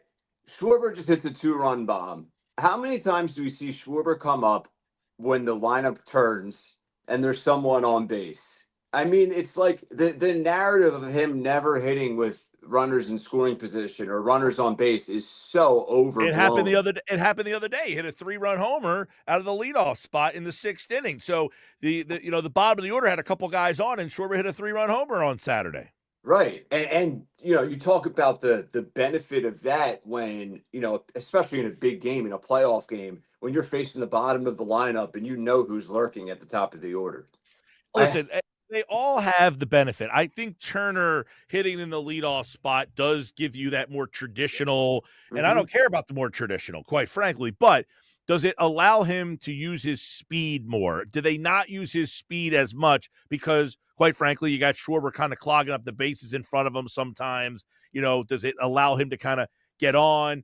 The whole concept is you got the leadoff guy, he steals base. The problem with that is if you're going to hit Harper in the 2-hole, right? A lot of times you don't want the guy to steal the base because you want the first baseman holding Harper on, holding Turner on the base to give Harper a bigger hole on the right side to be able to hit through. So you don't like when there's a lefty guy up the bat and you have a runner on first, sometimes you don't want that guy to steal because you want more room for the hitter to have on that side. So it's kind of a chessy match here. A Turner in the 2-hole doesn't bother me all that much if he's hitting and performing. The problem has been you paid him $300 million, so you're thinking you're going to get a guy for $300 million. The guy should hit, did somebody just hit another one? No. That one didn't look as far as the one that Schwarber ended up hitting. Yeah. Well, you know what I'm saying? Like, yeah. If you're signing a guy for $300 million, you're thinking you're getting a guy who's hitting 310 with 30 home runs and 100 RBI, and and that's just not what Turner has been. But one of your main points has always been the protection of Harper. So aren't we almost looking at the wrong guy then? Or, I hate to bring back up Casty, but wasn't Casty supposed to be that support? Castellanos is the single biggest problem that the team has, is he was signed to be the protection, and he's not the protection. Right. He hasn't been able to be the protection since they got him. He wasn't the protection in 2022. He was terrible. In any of his years, he has not been the guy. Like, for $100 million a year, which is what they signed Castellanos for. No, he 100 should be, total. 100 total. I mean, 100 total. Yeah. Yeah. 5 years, $100 million. He gets $20 million a year. Mhm. So in his role, when they signed him, it was, hey, we got a right-handed bat to hit right behind Harper. And that's essentially where he hit when he first got here. And he just wasn't productive at all. They had to move him to where he's hitting so far this year, he's hit like 6 and 7. Castellanos is one of those guys. He's really streaky. When he's really streaky good, he's really good. And when he's really streaky bad, he's really bad. There's not a lot of in between with him. So excuse me, you can't really count on him that much because you never know what you're going to get. But in Philadelphia, his first year here in 2022, he had 13 home runs. The guy was making $20 million a year. Yeah. Yeah, no, it was horrible. And he had an awesome stretch last year where he was great. But I mean, the guy's approach at the plate, I mean, particularly in the playoffs, he had a couple big playoff moments too. I shouldn't say that, but he seems like he has no idea what he's doing at the plate, and that's what bothers me. It just seems like, someone who's in Little League who decides when they're going to swing and when they're not going to swing. Like, it's just I question his approach big time. It feels that he has no approach. You're right. Right. Questioning his approach is fair. It feels that he goes up there just guessing half the time, and that's how you end up, with a on-base percentage of 311. His first year here, 305. This is the year they signed him off of, okay? For people who forget. Yeah. Castellanos in 2021, when he became a free agent, he hit 309 with a 362 on-base percentage. He had 34 homers and 100 RBI. If you had that guy hitting behind Bryce Harper, that's a different story. Yeah, but then look at his numbers. If you want to read off his numbers in the previous years, though, right? Like, is it a bad signing? Because that was a one-off. Those numbers that you just read off the year before he came to Philly, that was a one-off for Nick Castellanos. Like, that wasn't the Nick Castellanos of his career. It was in a contract year. He had a monster year, and the Phillies were just rolling the dice that they were going to get that every year, but he never really produced like that. You're right. I mean, he had the COVID season 2020 where he hit 225 with 14 home runs. Not great. And then he bounces back the next year and hits 300 with 362 on base, 34 home runs. So you're absolutely right about that. His best year prior to that, he hit 26 home runs with 101 RBI, 272 with a 320 on base. He's never been a good on base guy at all. And his power numbers, it's not like you're talking about a guy who's he's hit over 30 home runs once. So Right. He's not a perennial. So I go back to what you said. Yes, you can say Castellanos is the single biggest issue because they signed him to be the guy to hit behind Harper, and he hasn't been able to do it. Yeah. So where does that left you? Here we are all these years later, and the same conversation is they don't have that right-handed bat behind Harper. They don't have that right-handed bat behind Harper.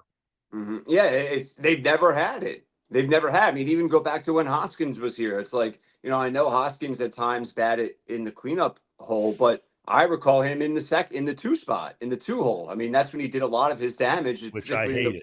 Yeah. But he had success, I would have loved to have seen if Harper had Hoskins hit behind him that year that Hoskins tore his ACL. To see, now we don't know that they were even going to do this, but to see if they would have gone Schwarber, Turner, Harper, Hoskins. Yeah. That was the team that I would have liked to have seen what would have happened if Hoskins, and then he tore his ACL and he was out for the year. So they didn't have that right-handed bat all season long, and we never got to see if they would have moved Hoskins to the 4 hole that year. Yeah, I think that would have had to have been their plan. I mean, that makes the most sense, that lineup right there, once you bring Turner into the Yeah, well, picture. I guess this is when Turner hadn't been here yet, and I guess there was some conversation of whether Turner would bat leadoff, and then Hoskins 2, and then Harper 3, and Schwarber 4. The problem with that is then you have the 2 lefties back-to-back. But, hey, listen, like Josh was telling me earlier today, the Phillies have a stretch of games coming up. The next 8 pitchers, 2 of them are left-handed. So 6 out of the next 8 games, you're facing a right-handed pitcher. So you should be able to kind of, Yeah. beef up some runs against that group of guys. Absolutely. Yeah, Now, some of you them, got to be. Yeah. yeah, like when they play the Dodgers this weekend, you're facing 3 right-handers in that series, Yamamoto, Sasaki, and Glass now. So you get your lineup against a right-hander, that's your chance there to say, hey, Dodgers, you got a right-handed pitcher. We have a left-handed dominant lineup. Let's see if we can go toe-to-toe with you. Now, you get into their bullpen where you have a big problem with their bullpen is because their closer's left-handed. So you get late into a game, deep into the night, you got to face Tanner Scott in the 9th inning, then that's a problem. Matt Stairs deep into the night. Deep into the night. But, that's an interesting point you bring up, too, is how many of your NL contenders, like, are they majority right-handed pitching? Right? Like, and what was that thought process if you're like Dombrowski and Middleton? You know what I mean? Like, all right, you know what? Yeah, we're left-handed heavy, but, you know what I mean? Like, the teams we're going to be facing in the postseason are all. Yeah. Well, and you know what happens? Some of these teams, their bullpens, they go heavy left in the bullpen, and you get these nasty left-handers that come at you in the bullpen to some of these teams, and where their starting pitching might be right-handed dominant. The Phillies have a unique situation where their starting rotation will have 3 lefties in it when Suarez is back. You don't see that too often. Yeah, no, it's true. Yeah, it is rare. But your top 2 guys are righties, but still. Rank the Phillies' top 4 starters. Huh. We were talking about this earlier. McGarry was on in the 2:00 hour. Keep Suarez out of the mix because he's not pitching right now. So Wheeler, Nola, Sanchez, Luzardo. How do you rank those 4? Right now, I have to go Wheeler, Nola. You're still going Wheeler, Nola? Yeah. I haven't seen enough to go otherwise yet. But I Well, Sanchez has been here now. This is his 3rd year. Yeah. I mean, Sanchez the year that Sanchez had last year, I don't know. Was it better than Nola's? Last year, Sanchez, was it better than Nola? That's a good question. Would you take last year's Sanchez or Nola last year? Let's see. I don't know. No. Remember, in the playoff, they pitched Sanchez in game 2, and that was, they're at home, and he pitches better at home than he does on the road. Yeah, Nola delivered. I mean, Nola certainly delivered more in the playoffs. That's not arguable, right? I mean, I'm trying to remember last year. So, okay, Sanchez last year. Nola threw 33 games, Sanchez threw 31. Nola won 14 games, 20 quality starts. Sanchez had 17 quality starts. He won 11. Nola pitched 199 innings to Sanchez's 181, but he pitched 2 extra games. Here's the peripheral numbers that are actually, the more interesting ones here. You look at opponent batting average. Nola's is 247, Sanchez 258. Nola had 197 strikeouts, Sanchez 153. So, yeah, I guess you could say Nola was slightly better last year than. Yeah, I remember Nola being right around the top 10 NL, certainly for strikeouts. So, yeah, I'll give Nola the edge last year. Now, Nola's Sanchez ERA was better, 332 to 357, and their whips were about the same, 120 for Nola, 124 for Sanchez. The WAR, if you like that number, almost identical, 3.6 for Nola, 3.4 for Sanchez. Okay. Yeah. So, I mean, listen, it's close, but that's 1 year that it was close. And Nola's definitely been the more consistent guy. Yeah. Yeah. So I go Wheeler, Nola, and then I go Sanchez, Luzardo. All right. We got another segment coming up on the other side. We'll get you up. By the way, Alvarado is in the game here in the 8th. That means someone is coming in the 9th to close this game out, and it ain't Kirkgreen because he already threw. Yeah. You might get the Jordan Romano experience for the 2nd time this year. We'll see what happens if Alvarado gets out of this inning and he just walked somebody. The inning rolls on. Come back. More Sports Bash. We'll tell you what happened next right here on the Sports Bash on 97.3 ESPN.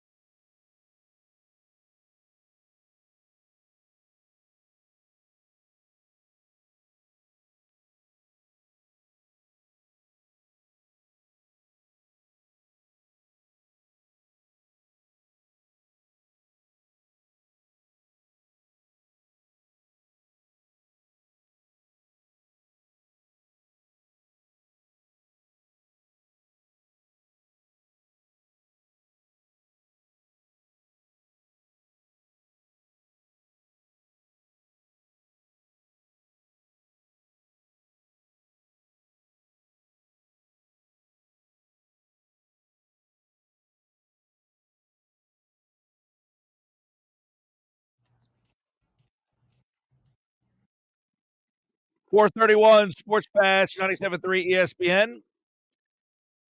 Got a lot to do still. Base hit Bryce Harper, by the way. Fills up 4-1 in the 8th. Fire side. Ryan Rothstein's back for another segment on a Monday here. So we kind of just went down all sorts of crazy past that first segment here. We'll see what's on your mind. I know he likes to bring a lot of different topics to the table. I don't know that we hit on any of them in that first segment there. No. But it was a fun conversation. So the best player on the Phillies. Yeah, it was good. But Harper just slides in for a double there, by the way. But yeah, hustle in game 4. What do you say now, kid? Little poke. All right, so no, he didn't get a double. He got thrown out. Got thrown out. What are you doing? Reckless base running. Man, dude, unbelievable. He went from great job, great hustle to reckless base running, all the same play. Yeah, that sums up Philly sports right there. I want to get to this. A couple things I want to get to, but this tush push is the definition of a sigh, man. I mean, the NFL committee now says it's gaining traction. It's picking up support from the committee as far as the ban of the tush push. There was reports yesterday at the meeting that there was a heated debate between both sides. Like, I think this is the dumbest thing ever, that they're actually arguing over this, that they're actually considering the tush push ban, and that the Green Bay Packers were actually petty enough to do this. I know we've talked about it already in the past, but now it's sort of resurfaced after recent reports. So, that's sort of my take. It's a whole sigh worthy of a story. And I think it's embarrassing if you're the Green Bay Packers. I really do. I'm in the sigh category on this as well, because I'm like, okay, really? You're spending so much time on this? Like, this is to me, I think that all the teams are presenting it the wrong way. If you want it banned, you are not presenting it the right way. The way you should present it to the competition committee is this. This play should be banned, and this is the reason. You shouldn't have 3 players being able to forcibly push forward the runner. Mm-hmm. That's the competition part of it that you should be saying. Competition committee, this is an unfair advantage to the offense, that they can have 3 players using momentum to push the ball carrier forward. You shouldn't allow another player who does not have the ball to aid the ball carrier forward. And we would like to have that part of it banned. They're going on the safety of the players is in question here. There's never been a player hurt on the play.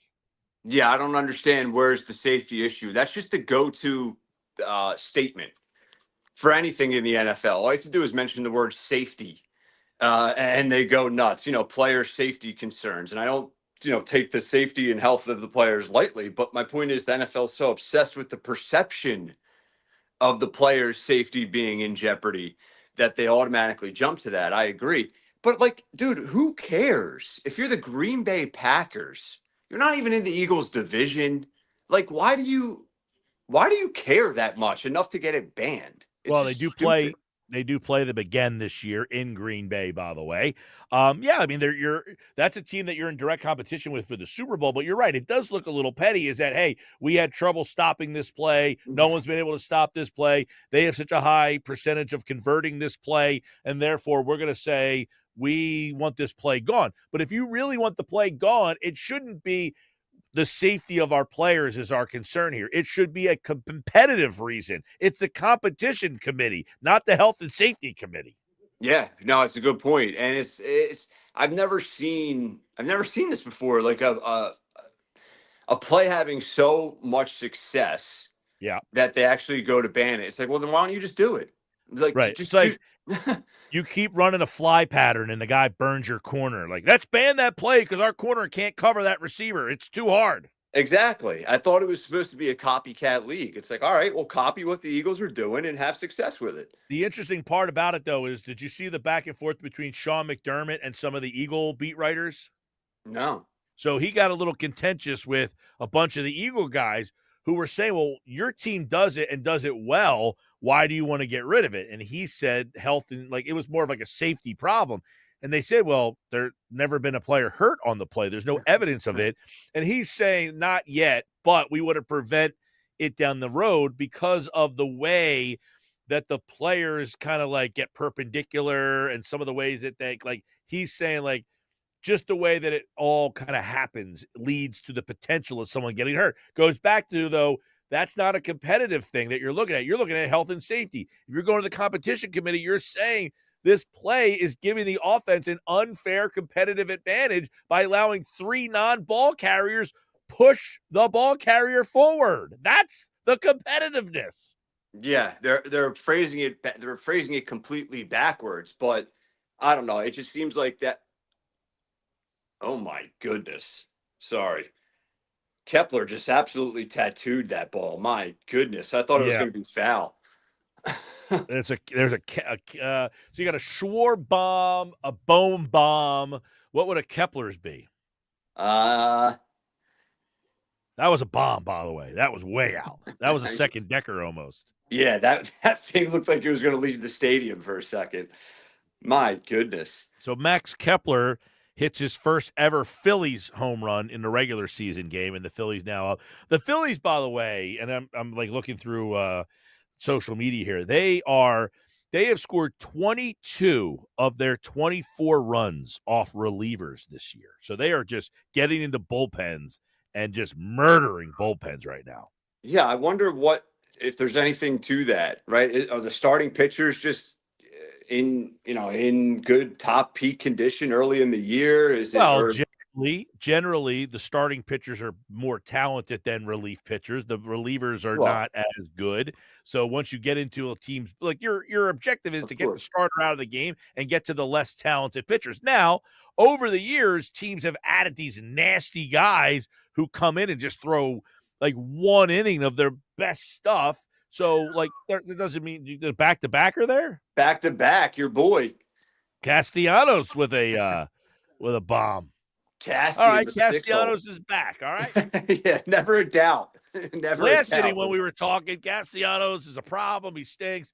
And then he says, all right, you two clowns, I'll go deep for you here if you want me to. Now, I mean, listen, Castellanos always has the ability to go yard on you. And now it's 6-1 Phillies, back-to-back Jacks.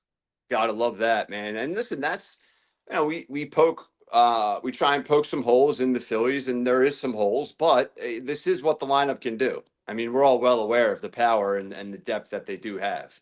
Yeah. No, listen, this team can get hot, crazy hot, and they can go cold, crazy cold. We've seen it in the biggest moments. We've seen them get carried in playoff moments where I remember the series that Castellanos had against the Braves. I mean, he was ridiculous in that series. And then the next series against Arizona, not so much. Yeah. All right. Well, while we're still randomly chiming in with this Phillies game, and we got a couple other things I want to get to. How about these torpedo bats? When I first heard of them, I had really no idea what they were. I was just like, okay, they're a new bat. Who cares, right? Mm-hmm. But after learning more about them, it's really wild. I mean, how they're customizing these bats to each player's strengths and where they swing and where they, typically prefer the balls in the strike zone, right? Like if they're getting 90% of their home runs inside, they tailor the bat to, suit that. I don't even know how to properly explain it, but it's basically customizing to each person's swing profile and strengths, and they use analytics. It's wild. I don't know. I almost feel like it doesn't even make sense for it to be legal, but I don't know what would be legal about it. I mean, what are your thoughts on the torpedo bats? Well, apparently they're not new. People have been using them. It's just that for whatever reason, they just kind of caught on this weekend. Like people have used them in the past. The one thing that I would like to swing the bat to see if like the weight distribution is different. Yeah, I didn't see anything about that. I don't think it is, but I don't know. I mean, because you're swinging a bat that now I would imagine it's not, but if like you have more weight I guess there's not more weight of the bat, but the weight is in a different spot. Right. Yeah, that's how I read it. It's not heavier, it's not lighter, it's just different. It's right. So, but if you're used to swinging a bat that's a little bit more top heavy as opposed to more heavy in the middle, like will that change the way your swing happens, or you know what I'm saying? Like I'd have to swing the bat and have it and like see what it's like. I think it's going to change it for the better, though. Right, because it's tailored to your strengths. Specifications. Right. You Yeah. know, so it's like it's interesting, man. It really is. No, it definitely is. I like, because it's not new. I wonder if this is like a fad that's just going to kind of happen. Like apparently on the Mets, Lindor is the only player that uses one, and Alonso's like, yeah, I might order some and just check it out. Maybe some of these like it's kind of crazy to think you're going to switch bats in the like styles right in the middle or the start of a season, one that you've never used before, Yeah. based on the success that someone else. But I mean. Well, To say it should be banned or outlawed, I don't know enough about the bat yet. I've never really seen it or heard much. Like Jim Bowden, you sent me that bite earlier today, yeah. and he's like, "Man, I think this is a genius idea." He's like, "I never really heard of this before," but apparently players have used it in the past. Yeah, okay. I wasn't aware of how long it's been around, but I don't know. I think did you see how like the Yankees? I don't know if the entire Yankees lineup used it over the weekend, but they Not said the entire lineup. not the entire lineup, right? No, like Judge did not use it. Okay. Well, they I said think like Volpe. I think Volpe's the one that used it, and Chisholm was the other one, and Stanton is another guy. But Stanton apparently used it last year. Yeah, they hit like 12 home runs, the guys that used the torpedo bat or something. So, yeah, I don't know why it's picking up so much traction now if it's been around, but it is interesting. And I don't know if it's going to remain legal. Like, is it like the padded balls that they said were banned a couple years ago? Remember that whole scandal? The Like the curved balls. the curved Yeah. hockey stick, stuff like that, where they tried to Yeah. do the extra. I don't know. I mean, listen, there's not enough information, I guess, on it right now. And Major League Baseball apparently is saying there's nothing wrong with the bat. Right. Oh, the thing for me is, like, I don't know about Major League Baseball, what the diameter has to be of the bat. The circumference of the bat has to be a certain. It can't be like one of those red, backyard bats that you use when we were a kid, wiffle ball. You can't have Yeah. a barrel of that size. Like what the barrel size can be and how far up and down the bat that can go.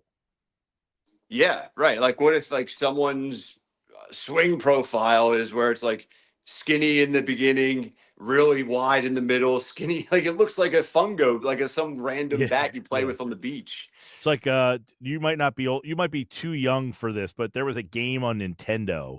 It was called ice hockey. It was all it was called, ice hockey. And they had the real skinny, fast players. Then you had the big fat guys, and then you had the medium-sized guys.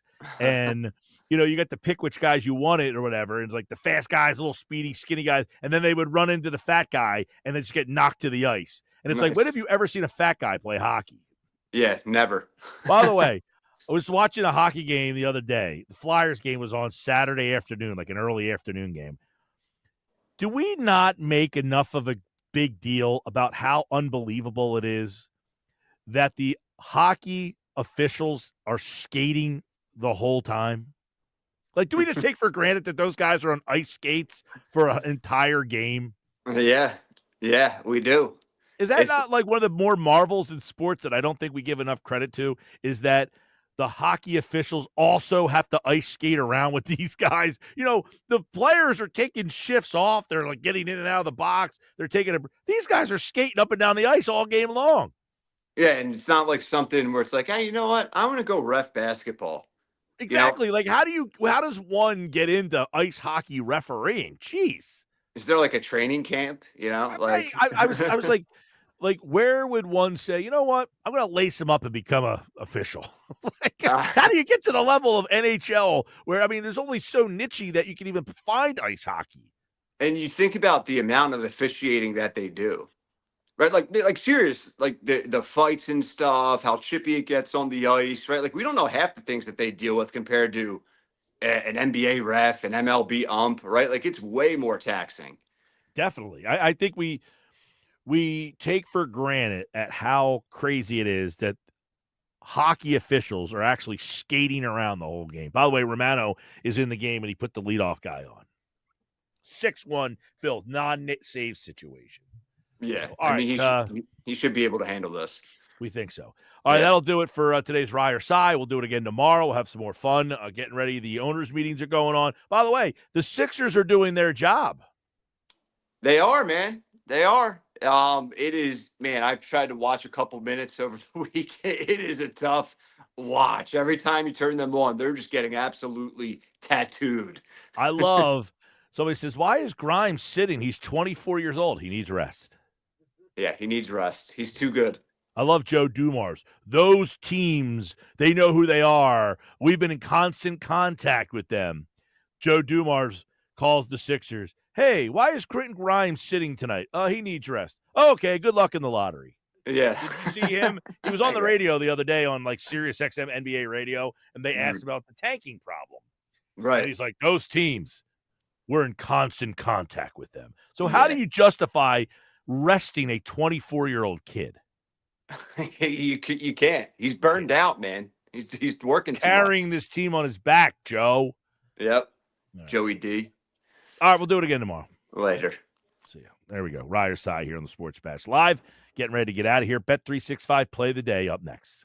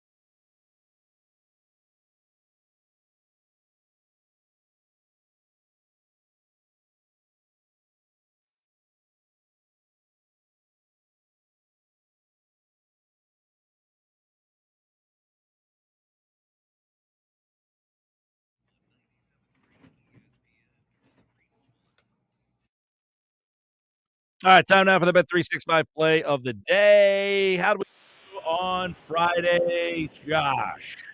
Mike, not one of your best days. You went 1-2.